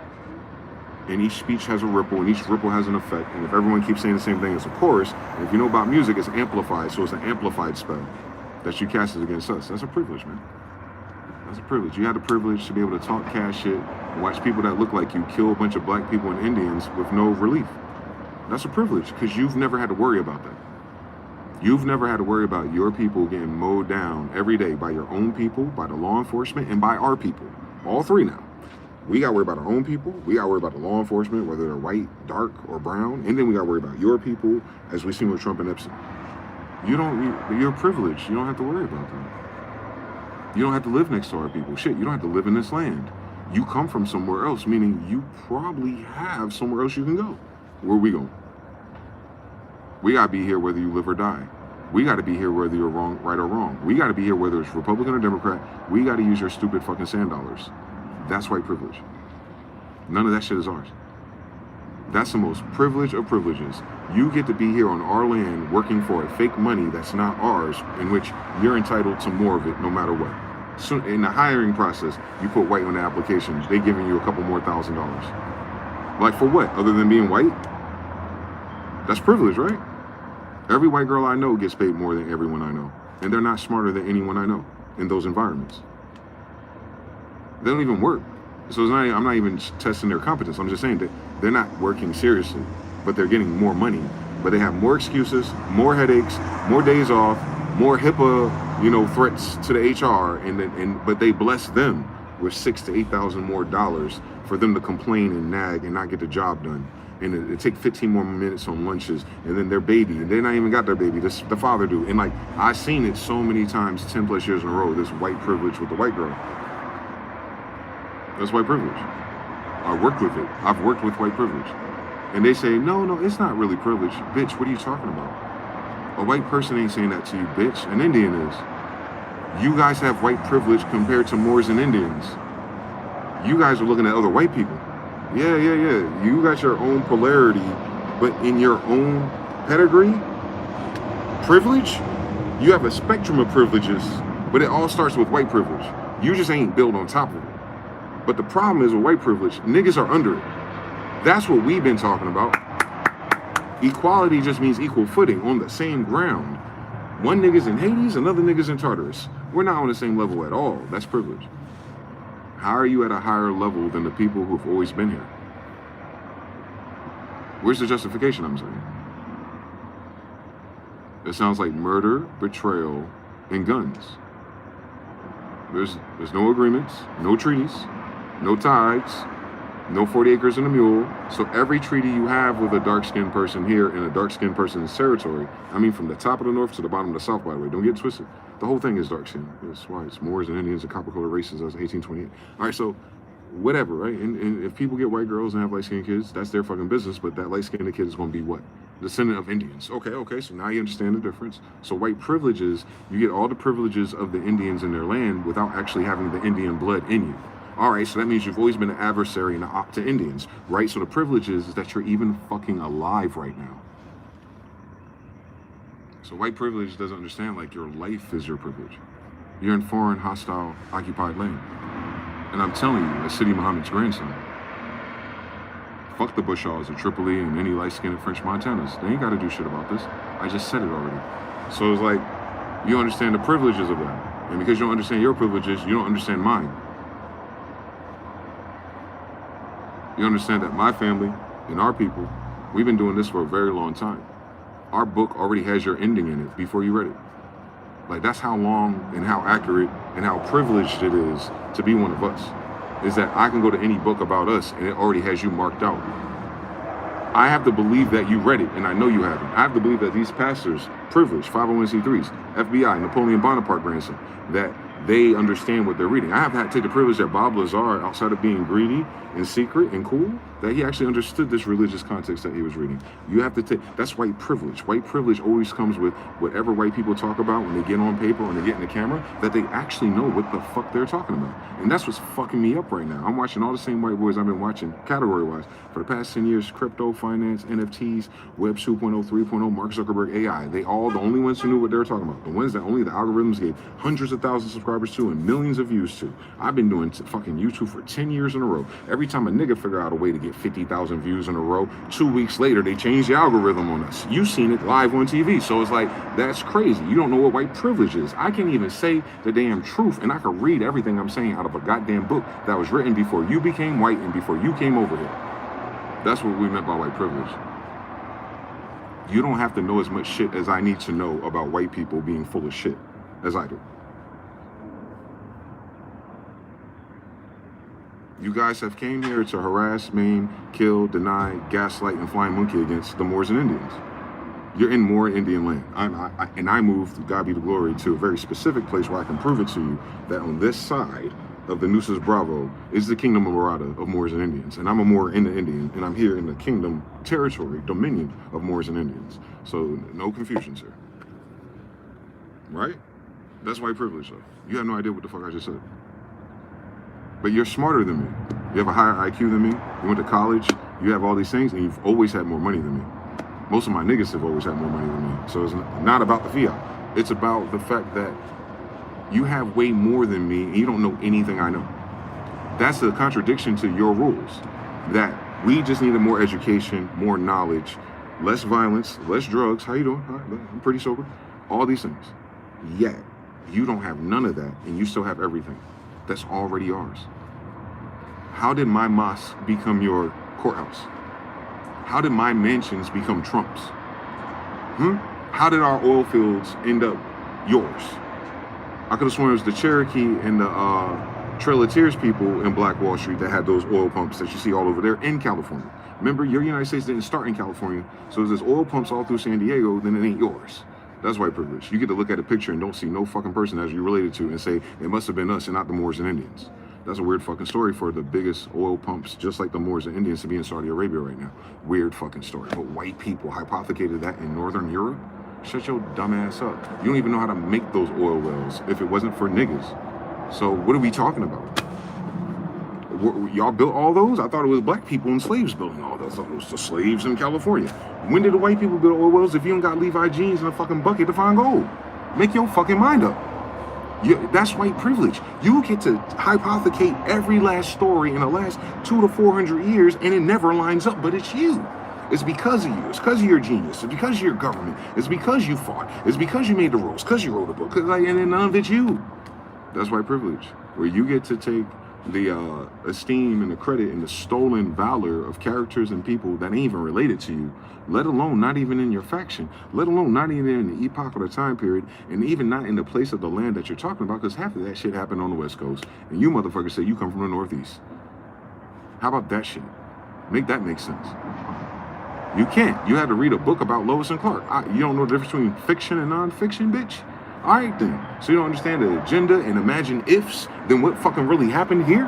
What language are you speaking? What is that, my dear? A language created by black people. Like, that's what I mean by white privilege. You think English and European is by default white, but the niggas who created English are Semites. It's a Semitic language. The fuck we talking about? On Hebrew, on Greek, on Italian, on French, and all the Holy Roman Emperor United Kingdom languages that it forms its borrowed words from, different regions, different things, you know, and you put it together in King James. And it's like, why are you putting the Holy Roman Empire and United Kingdom languages in King James English? Because that's a summation of all their little sons and cousins' differences when doing commerce and trade and doing communities with each other since they're united. So you're uniting the language. Now it's English. And we gotta go, white people did that. How? None of you niggas are Ingas. How are you the Ingles? How are you the Eagles? How are you the land of Tamari? How are you the land of Tamari, right? The land of the eagle. You notice that more Mary is in there? Eat, drink, and be merry. You didn't notice that's in there? That none of that spells out Caucasian. None of that spells out Slav. None of that spells out Circassian. That's Mary, like Myrrh, like Mercury, like Moors. Like right here, the land of Murs, Tamari, the land of the eagle, or is it the land of the pyramids? Either way, Mason, same story. Like, none of that's white people.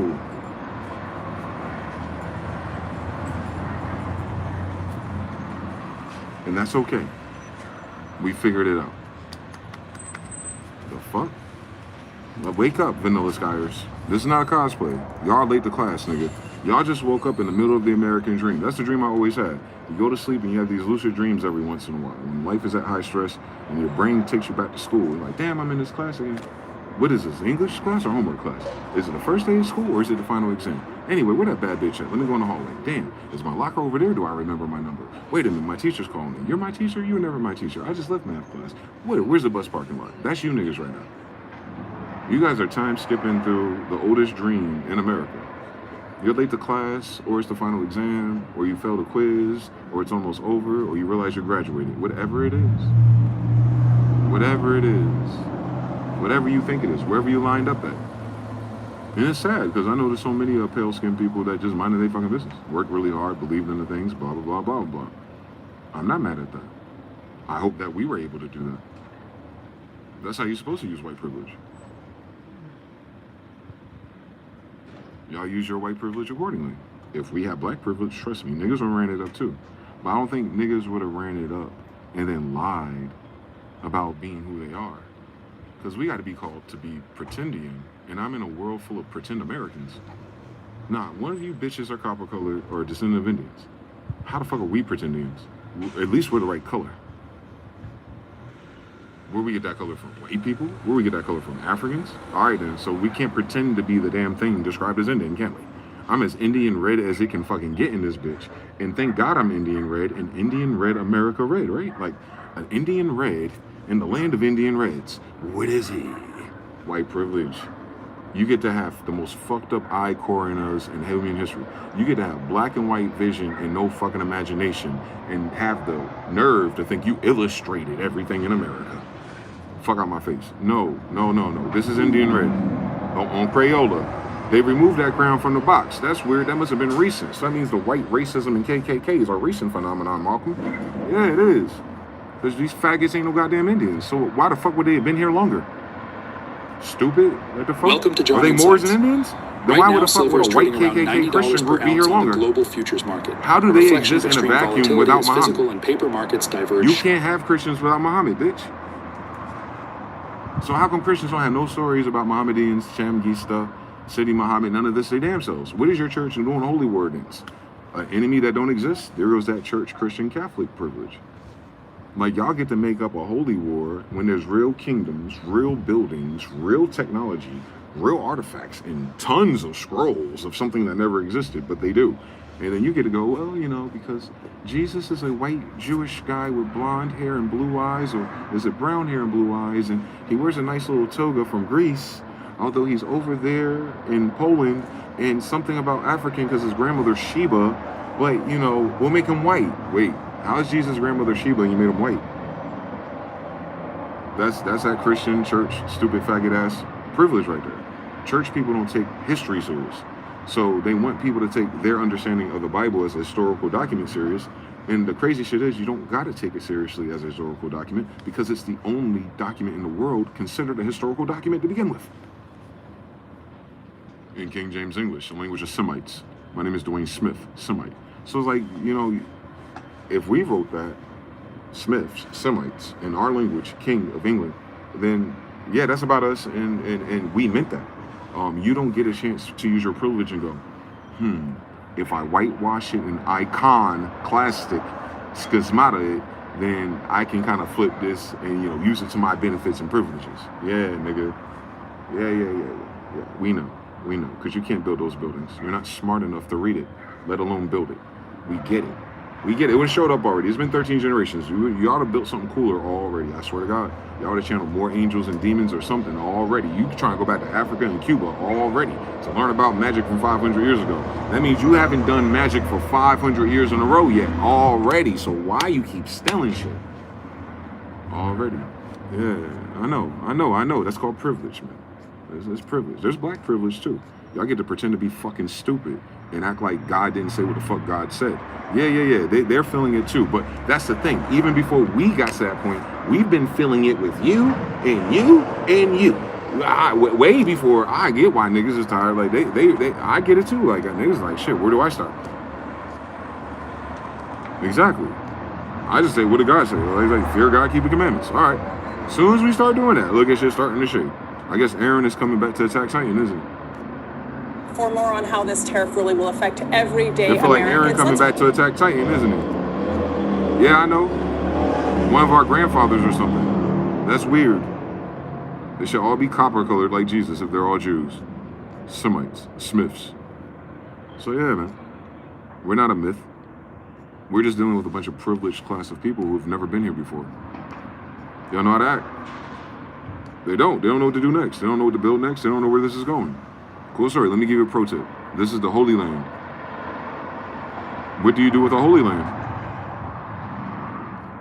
You make it beautiful. You do what God said. And you take care of the sick people and the lost people. And you put them on code. What have y'all been doing? Fucking children? Turning women into hoes? It's a tight mismatch. Let's check some back. Of course they don't work on this land.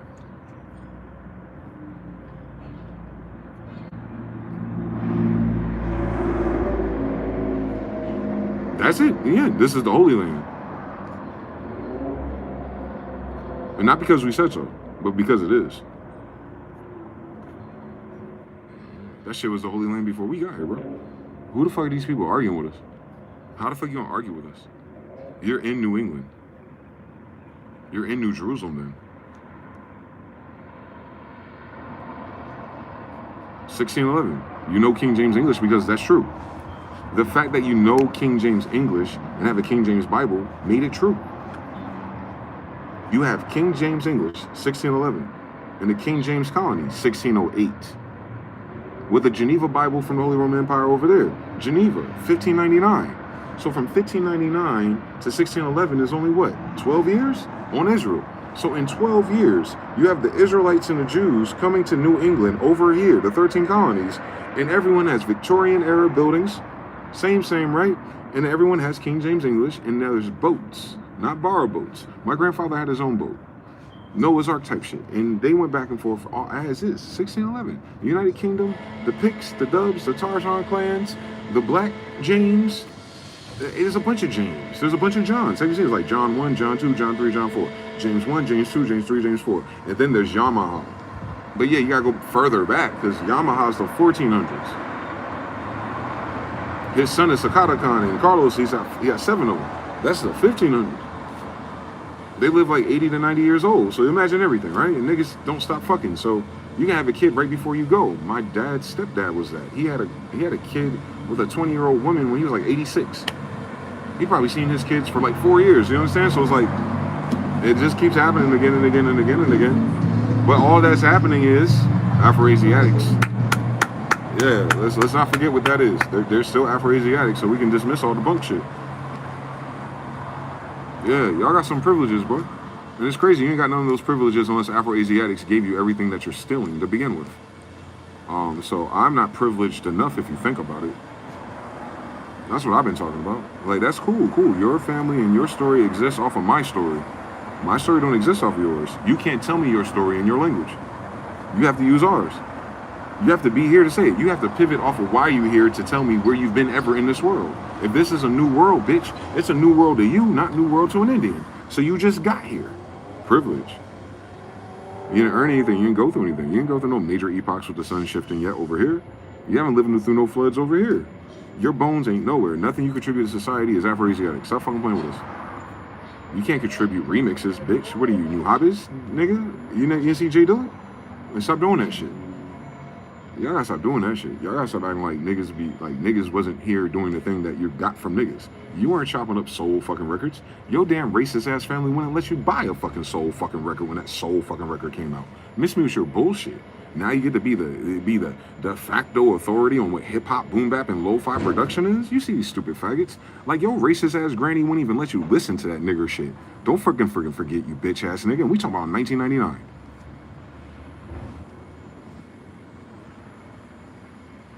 So yeah, privilege. Like, yeah. No, it's chaos. It's chaos. It's chaos. And we're here for it. We're here for it. Obviously, God found it appropriate that we be here for that. So, we ain't gonna take that up with you. You ain't gotta worry about us. What you have to worry about is yourself. Because you know what's so beautiful about my people? It's 2026. And we can all say confidently that we never did anything to you. Outside of personal skirmishes with niggas who got us fucked up, we did not make your life miserable by burning down your crosses, by kidnapping your daughters, by eating you, by stealing from you, by redlining you, by burning down your shit, by telling you no, by intimidating you, by following you, by gang stalking you, by spying on you, by illegally taking your data, by extorting you, by doing none of those things that y'all love to do to everyone else. We can say with clean conscience, lighthearted than a feather, we tried our best to coexist with the most evil people that have ever existed in any written history. Because y'all don't have a fucking reason for it. You've never met us in human history. So at least we know that. At least we know we're not bugging. At least we know we paid a lot of pain, a lot of down payments, being isolated and landlocked in our own holy land, moving around you and your rules and your tariffs, knowing you ain't giving us enough of your fiat to even handle that. Meaning anytime you oppress us, you know it takes us out the game for years. You know you're breaking up family for generations. And y'all are fine with that. Y'all got the highest IQs in computer models and you couldn't solve that? I'm reading your psychology book. It already said that. You never catch that point because it doesn't affect you. That's a privilege. The privilege of having all of these systems that describe you and don't know it's describing you is a privilege. That 90% this, that sociopath, narcissism, dark triad, that's you. You're the majority of the population that's being measured. I've never been interviewed for those things. That's a privilege. That's a privilege. And enjoy that privilege. Because so many of us have died for it. I mean, at least enjoy it. You murdered us and snuffed us out and stole our shit. You might as well enjoy it while you got it. Fuck. Enjoy it. Enjoy the fact that you fucked over the children of God for 400 years according to your lips. Enjoy it. Enjoy the fact that you're talking about you want to be saved by the kings of Israelites and Judah, and this is what you did to his children. I am Jesus' grandson in real life, John Nakata Smith. That's who it's based on. Genghis Khan is based on David. What are we talking about? Like, it's them. You betrayed my fathers by betraying me and my family. You're not going to heaven. What the fuck y'all talking about? I don't give a fuck how many Hail Marys you got. Do you know what an Afro-Asiatic Semite is? All right, then. So we can miss this heaven bullshit. You ain't going nowhere. You cooked us. You cooked us. You ate us on Nats Grease, on Delectable Negro. Go read about it. You hung us. You hung the descendants of Israel on a cross. So you know they're Jesus then, right? All right then. All right. Come on now. Don't change up now. Don't change up after you don't forget that your privilege came from you doing some Christian weird shit with churches and Masons and Templars. Don't change it now. Don't change it now. Don't change it now. You came over here on some kumbaya, my Catholic Lord God in the early 1900s that didn't feed you. You and your bread lines, and we got to fucking stop doing what we doing in our Cadillacs because you're going to try to rob us. Like, no, on you. That's in pictures. We have the videos. We have the documents. We have the surviving members. And if they had a fucking idiot, they ain't a fucking foreign immigrant, ask a real question about niggas and Indians of the time period, you'll get the answer. So it's like, all right, you guys enjoy fucking playing on our face for 100 years in a row, bro. For 100, enjoy that shit, bro. So many of my people died for you. Thank you. In the fucking faggot ass wars you couldn't beat by yourself. So many of my uncles and grandfathers died for you. Even out on the streets, so you can get fucking high and do the stinky leg. So many of my people died for you. Some of my people went away for crimes they barely got started doing, and your ass is still outside doing the fucking stinky leg, and you ain't been arrested in federal prison once. Like, enjoy that privilege. Enjoy it. Enjoy the opium. Enjoy everything. Enjoy the hopium. Enjoy it. Enjoy the pedophilia with your own kids. Enjoy the homosexuality. Everything that you enjoy as your privilege is an abomination in our Bible. And you're in the Holy Land. And now you're accountable because I've been watching. You're committed, fully committed to abominations. These are unforgivable crimes. It's not about right or wrong. It's just that there's nothing we can do to forgive you. That's a different story, meaning whatever is going to happen to you, we got it. That's what that means. It's not a judgment of characters. We already know you ass. We already know you ass, but now we know your ass and you're an abominable ass. So once you're abominable, that means you're scheduled for destruction. Once you get into abominations, that's what that degree means. It's like, it's not terrible. Like, you can use it like niggas do. Oh, that's the bomb, that's fire. No, but abomination in a civil, ecclesiastical degree is like, these are the type of things you would get stoned for. For the wages of sin is death. Abominations is past that stuff. See, wages means you keep playing, you playing with God. You don't fear God. You playing with him. You putting wagers on there. You're like, I'm going to hit. I'm trying. I'm going to get out the game. That's waging. No. Abominations is like, nah, you can't even play with God. No, it's an abomination. Or no. Don't talk about it. And then they deny the power of God. That's blasphemy, right? And you're killing God's children. That's blasphemy. Because who the fuck are you? When did God talk to you? When did God tell you to keep your hands and your feet on somebody else's children? Where did y'all get that in your magnum opus? Where's that in the Magna Carta? Where's that in the United States Code? That I'm white and I said so, and I get to arrest niggers because I feel like it and shoot their children in the face and broadcast it to the public? Where's that at? Where we get that spell book at? Where's that other shit? We're like, oh, fuck them. You know, we'll fire them all at once. No protections, no securities, no insurance for their jobs, but we'll keep all their intellectual property, and we have to keep them in NDA. No. Where they do that at? Where we get a kid be NDA, not to expose your frail faggot ass, fucking extortion having ass, but you get to keep all the benefits and privileges when we're no longer employed. But it's a right to work, and you know, we can fire us whenever you want, but we have to stay in the NDA. No, fuck their NDAs. What the fuck they gonna do? Go to court with no money? Eat a dick. Fuck you. Fuck your NDA. Fuck your bullshit. All of you. What the fuck they talking about, boy? Don't know what fucking privilege is. The privilege that you're not a fucking Indian or Mohammedan and you're in their fucking holy land funking this fucking place up, being fucking stupid. But you're the highest IQ sons of bitches that did all this fucking library burning for you to steal all the fucking books and you ain't never fucking read them yet. That's privilege. You posture to the whole fucking world, the greater West, that you are the best type of white people that ever existed because you ain't over there in that mess, you ain't over there, and you're around some of the most handsome and most talented, entertaining Negro Jews you've ever met in human history. I know that's right. We've been entertainers since the beginning of the fucking Bible, you dickhead. Did you read it? Did you make the correlation? Like, yo, every Sunday I read this book about these people that say this, and the songs and the psalms and words and everything. And, oh, here you go. Oh, oh, let me put some blackface on. The first time you had lips and you ever seen yourself in the mirror with lips, I get it. It's contagious. You should see it on women though. So like, what are we talking about? What you don't know what white privilege is? Every fucking story about my ancestors got a white face on it, bitch ass nigga. That's a privilege. Y'all ain't that fucking great. Y'all ain't that strong. You ain't that big, and you ain't go through none of the pain we went through because we're still going through it while you're pretending to be us, dickhead. What the fuck you think supposed to happen after that? God's supposed to sweep in and save your nation? Bitch, this is our nation. Why do y'all keep skipping that? You said there was a war, there was a betrayal, there was new laws, there was redlining, there was racism, there was everything at the benefit of white privileges. That means you took over someone else's nation, you dickhead. There's people already here. So if you have a nation here and you've been at the privilege above another group of people, that's the nation people who it belongs to. Do you understand how colonization works? If you're at the top of a social pyramid in a foreign land, then the people you're on top of are the ones who are being occupied. Did you use your brain once? Or are you still looking at light-skinned Native American people, your half-cousins, and not the copper-colored people all through this bitch? Oh, you gotta play so goddamn dumb with your super high IQ benefits, right?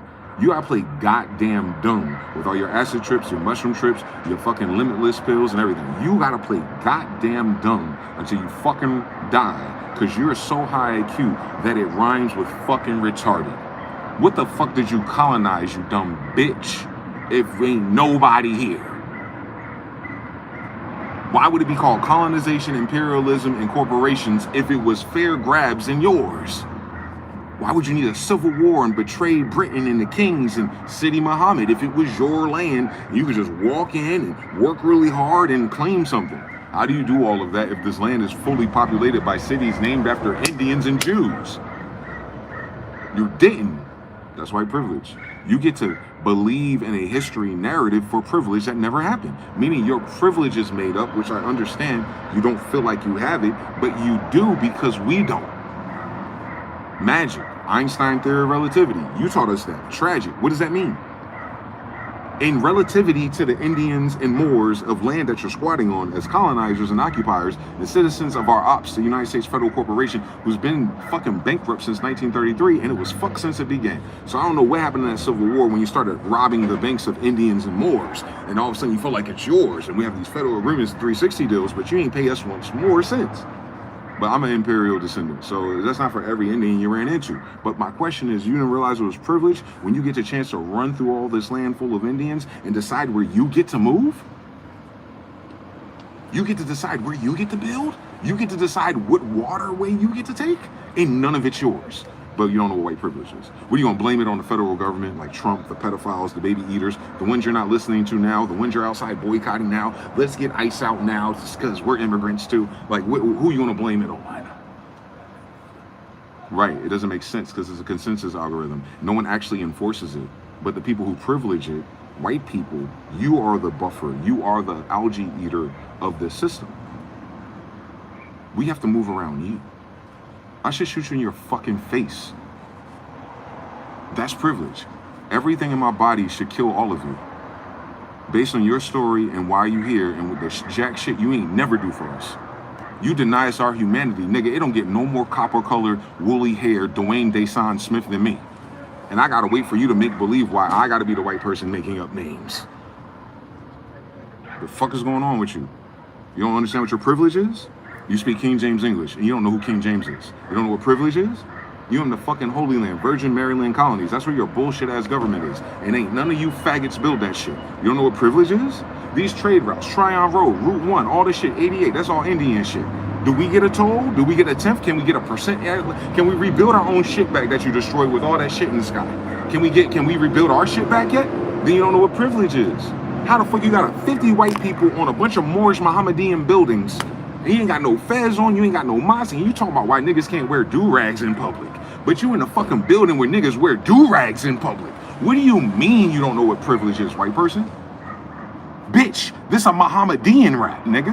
Have you seen Sargon the Great? Is he not 6,000 years ago with a do-rag on? Let me guess. You waited for you to open up a Sally's and sell it to us.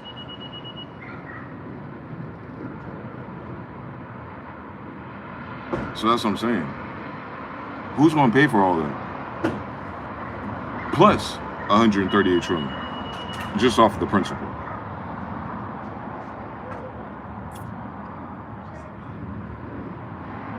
Peachy Cruise and Mr. Now. Ymir says, I can't even do the 113. YouTube censoring. Let them. The Emperor level. Elephants. JPX, how you guys doing? Terran Art. Yeah, y'all can't wiggle out of that. That's karma. That's karma. You killed the children of God. You ate them. I was there. And then you told our sisters to abort 80 million of us. Well, if God was handing out 80 million souls, you interrupted God and you want to go to heaven. Make up your mind. Is it your religion or not? Is that not what the book says? Beloved, chosen one, universal God? Well, if God is handing out a potential 80 million souls, and if they're born, it'd be 80 million souls here. So that means you canceled 80 million souls, right? And you put our sisters up to that, right? That's a white privilege. Why? So the niggas can't have kids at 13% of the population? Bitch, you the one dying. Don't you need workers? What have we been doing since you've known us? Working for the benefit of white people. Tell me a different story about Moors and Indians. Tell me you know what a Moor is. Name one of the kings of Moors. That's crazy. You're speaking this fucking language, you dickhead. King James the Moor. The fuck? The fuck is on these people, boy? You speak a Moor language. The Holy Roman Empire is of Moors, baby. You only show me a whole bunch of white pictures. You get confused. No. 1611 is right here. Nuremberg, DC is right there. Have you seen those buildings in DC? Does it not look like the Holy Roman Empire? Bitch, because it is. When were you in the Holy Roman Empire and your potato family? When were you in the Holy Roman Empire with the bubonic plague, the fleas, the bitches, the niggas ain't had bathhouses and running water or electricity? Remember, bitch? So when did you have a Holy Roman Empire that's lit up by Ark of the Covenant? You never were. But yet I get to watch all these TV shows and cartoons as a kid like, who's this white boy? Hercules? Arnold Schwarzenegger ain't even that strong. Cut it out. Cut it out. Y'all a bunch of Jake Pauls. You fucking rigged the match to make it look like you're strong. Yeah, I noticed a pattern emerge. So who's gonna pay for that karma? Our kids, our futures, or yours?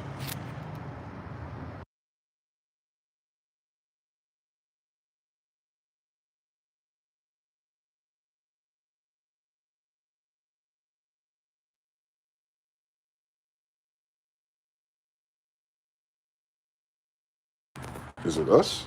Is it our turn to pay for more karma, or is it yours?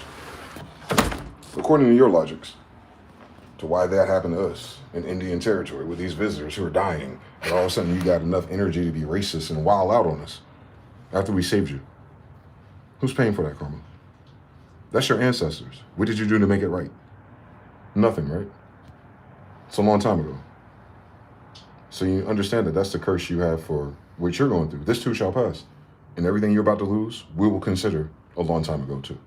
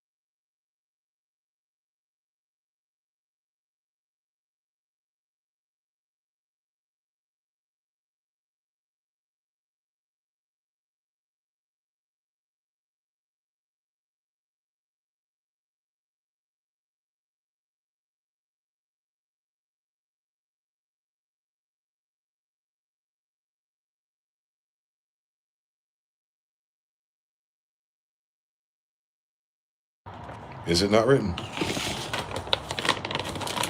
You wanted the privilege to be the kings of Israel. You did it in front of the kings of Israel. How you doing? We heard you in King James English too. No babbling here. You told me in my classes with you that there's some special clause on why you're at the top of the pyramid of humanity. And your little kids ran with that shit. All right. Show me. Show me what you have contributed to North America in 150 years. Why would God want you to be here? In his holy land that he promised to his people. That same God you pray to. What have you contributed to his holy land? Remove us from the equation.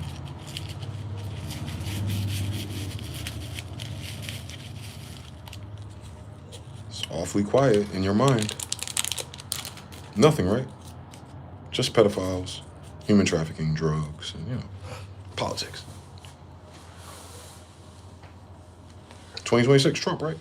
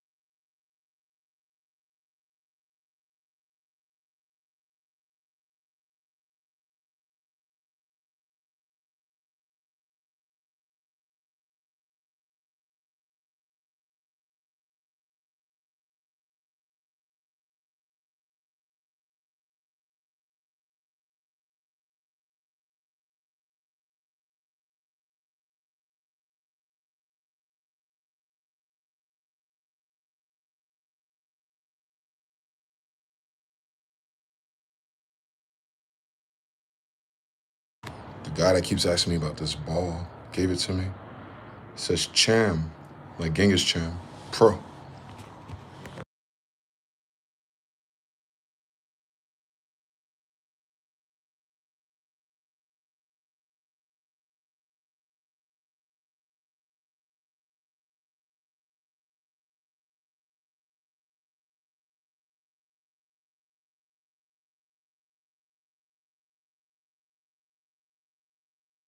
So, we should be all right.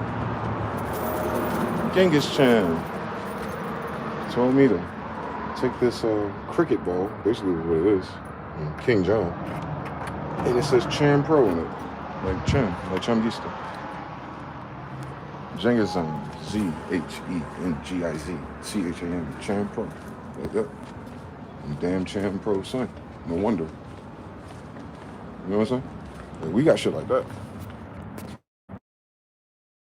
Our book, that happens to people like me, because those are spirits. It's not strictly just manifested because I have a 3D printer in my thoughts. No, the spirits, butterfly in the sky. The spirits do that. He's a person, so there's a spirit that can move him. On Ahab, the spirit moved him to pick that up. The spirit moved him to throw it to me for no fucking reason. That's a spirit that did that. And that spirit gave me Genghis Khan. So whose spirit is it? All right, now. Well, if all the spirits are showing me Genghis Khan sigils, then what spirit I have? There you go. Nothing deep. That ain't even deep. That's a hat trick. Because white people have the privilege of acting like they're descendants of Nefertiti. Well, if you get to be fucking Egyptian pharaohs, bitch, I get to be kings of kings. Because one more time, you speak in my fucking father's language. No matter what you reincarnated from. We reincarnated in the same blood. Did you read our Bible? Thank you. Thank you. Old blood, new wineskins. Thank you. Thank you very much. Thank you. Same blood, new generation. Same blood, same pattern, same genetics, same new generation of it. Reincarnation, in fact. Like, the fuck? What do you think we were talking about? They're acting like this is a theory. It ain't no fucking theory, bitch. You wasn't here 400 years ago. So obviously things change over time. There's no fucking theory here. Your existence is proof that there is no theory. That new shit and strange shit show up all the time here. And that's exactly what the fuck the Indians told you. This is their first time of their generation seeing someone pale. That's not the first time people pale came here. That's the first time during this epoch. Because you're talking to living people. So yeah, I just... This is retarded, bro.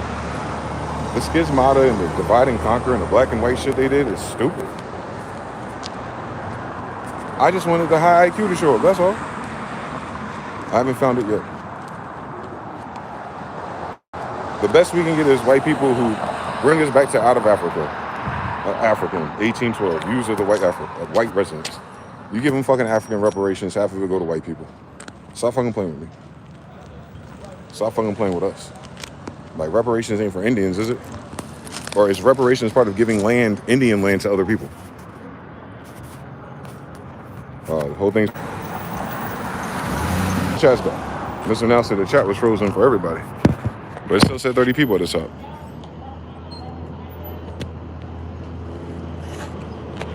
We still alive? Let me check one more time. Hold on. I'm on LTE. I should be fine.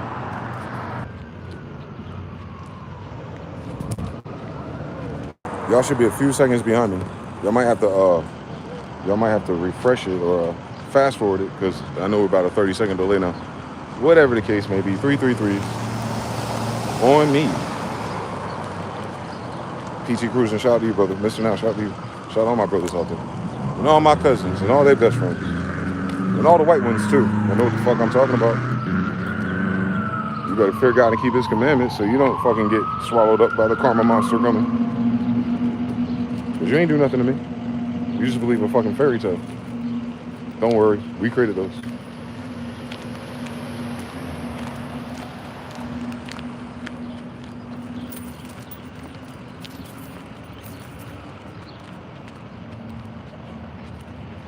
The fairy's tale. Dead giveaway.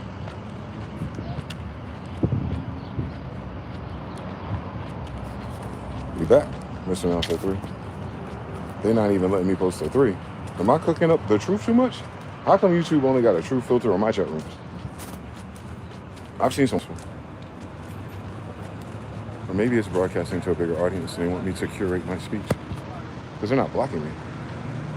But that's very curious. Because the algorithm has to know that it's doing it and has to notify someone that is always doing it to me. Yet they just let it keep going. They could have took away my ability to live stream. They did that with Palace. Nope. Let them keep talking. Novelty for the engines, I guess. Or there's something else going on if people really respect Imperial Majestics. Why do you keep thinking these niggas in the office? Nigga riding around on a donkey, minding his business. What kind of skin? Oh, that's a condom. Lamb skin? With a crescent moon on it. A purple crescent moon on a skin condom. Can you imagine? Are y'all able to type again? Listen now, say something else, because it still says you're frozen on 3. Y'all let me know. Because it looks like it's frozen part 3. Josephina. Vegas Smart. Vegas Smart looking like a goddamn borrowing what's that shit called? 7-Eleven's colors. That's a copyright infringement across the street. Dima Down says it's 3, but we good money. Speaking of Dima Down, you over there in the UK and EU and all that cool shit over there going down with the brown and Mohammedans and Muslims and stuff too, ain't you? Kent, England over there where I'm from, shout out to Glurt. It's happening over there too. I'll watch you play all the brown Moors and Mohammedans and the fucking Arabian Moors that ought to be there. I seen you play them in their face while I've been alive. Trying to consolidate them to African slave trade stories. How? They were with me just 500 years ago.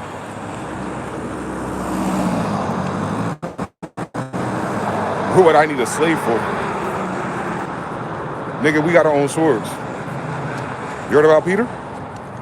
Yeah, we fight for ourselves, so we don't need a slave army. The fuck? We fight for ourselves. That's why we don't have a slave army. Like, we bring our swords to the battlefield. Since Ahab went into that battle. He just didn't expect he'd be shot by an arrow because he was in disguise. He was fighting. Since the Bible, right? So, nah, we're not the slave army guys. I'm not saying that some of us were not in slave armies or captains of slave armies. I'm talking about Royal Imperial Majestic. We don't need slaves.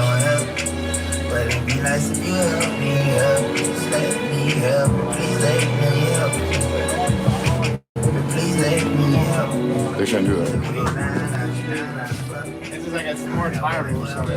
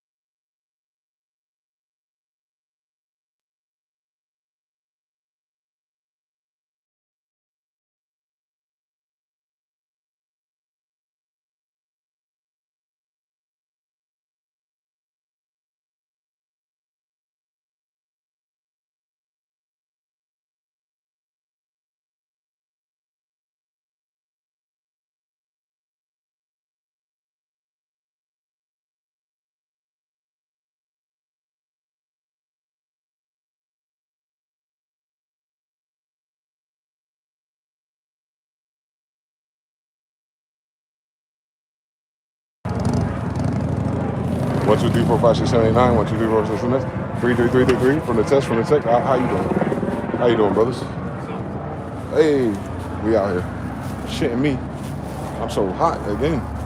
This is gonna be a cold one. Like, let me stop complaining. So this is the hot spot for all the Fenty heads, but the Fenty heads don't show up till work is over around 4:30. It'd be like fucking a traveling circus of gypsies in 2 hours. So we're watching the same story every day play out, just like it would have been back then. Once we get white people on code, we're gonna be good though. There's one thing about white people, they will shut some shit down if you just tell them which way to go. If you can convince them, if you can bring a judgment to them, they will execute that shit. So I look forward to it. I look forward to white people redeeming themselves.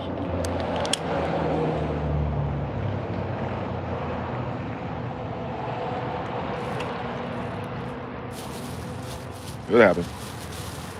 I don't think they want to go anywhere. That's probably why they're still here.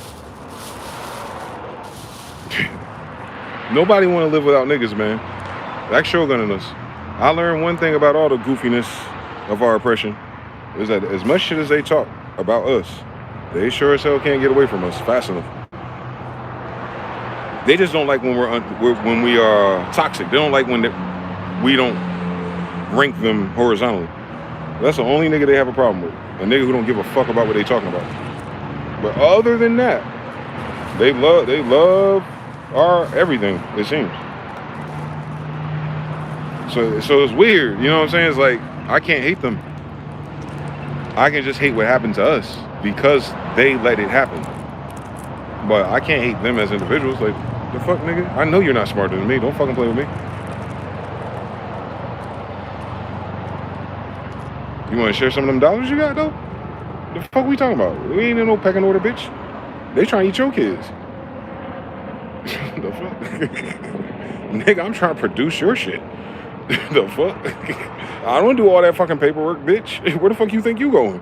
Like, you know, like their brain can't fathom that niggas will fucking cut you and still let you live. Ask Jesus.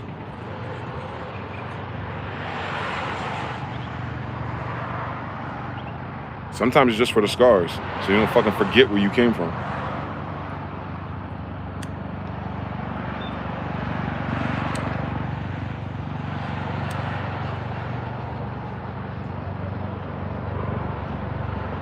Terran Art says they price this at censoring. YouTube is censoring it. Hold on, let me try something. Let me try one more refresh.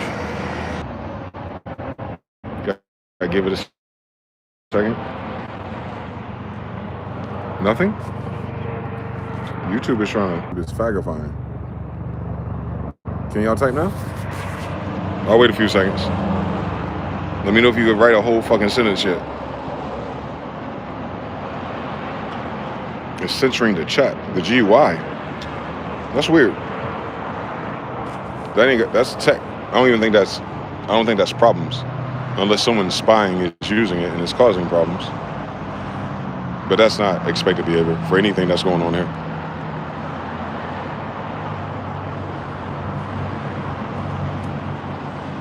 We here, YouTube is censoring everything we type. Hate to see it.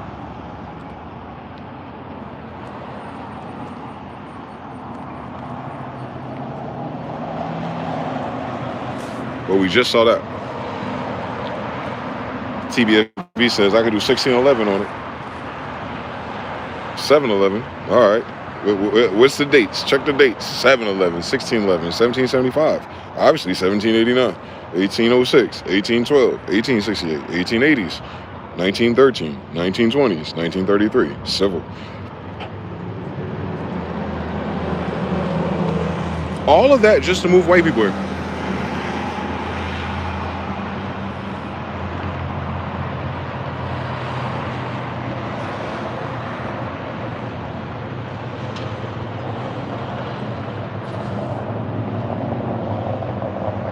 But we got light-skinned girls now, so I guess the Smith in me appreciates you. I guess we'll be all right. We have a whole new variation in patina of women now. I must say, for planting, thank you. But what the fuck was all that evil shit about? Do you mind if we grow weed again? Can we at least be in charge of the weed and tobacco again? We can start there, right? Since that's what started it.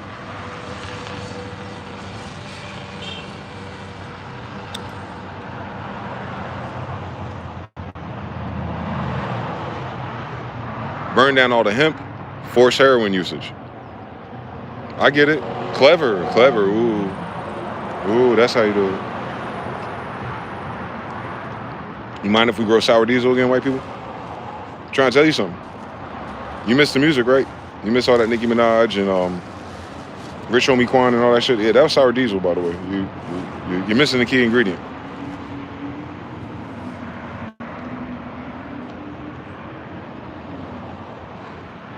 Y'all want that ASAP Rock and Jedi mind trick, so that's that Mexican brick, that's that chocolate and stuff. No, y'all want sour diesel. That's what the game is missing. Gucci Man, all that. That's all that. All that 2010. That's all sour diesel. Never before seen since.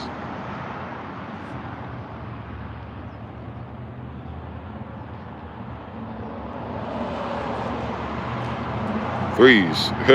UTV bug. YouTube bug. Mr. Now 3. You got 333s. They won't allow you to type anything, just numbers.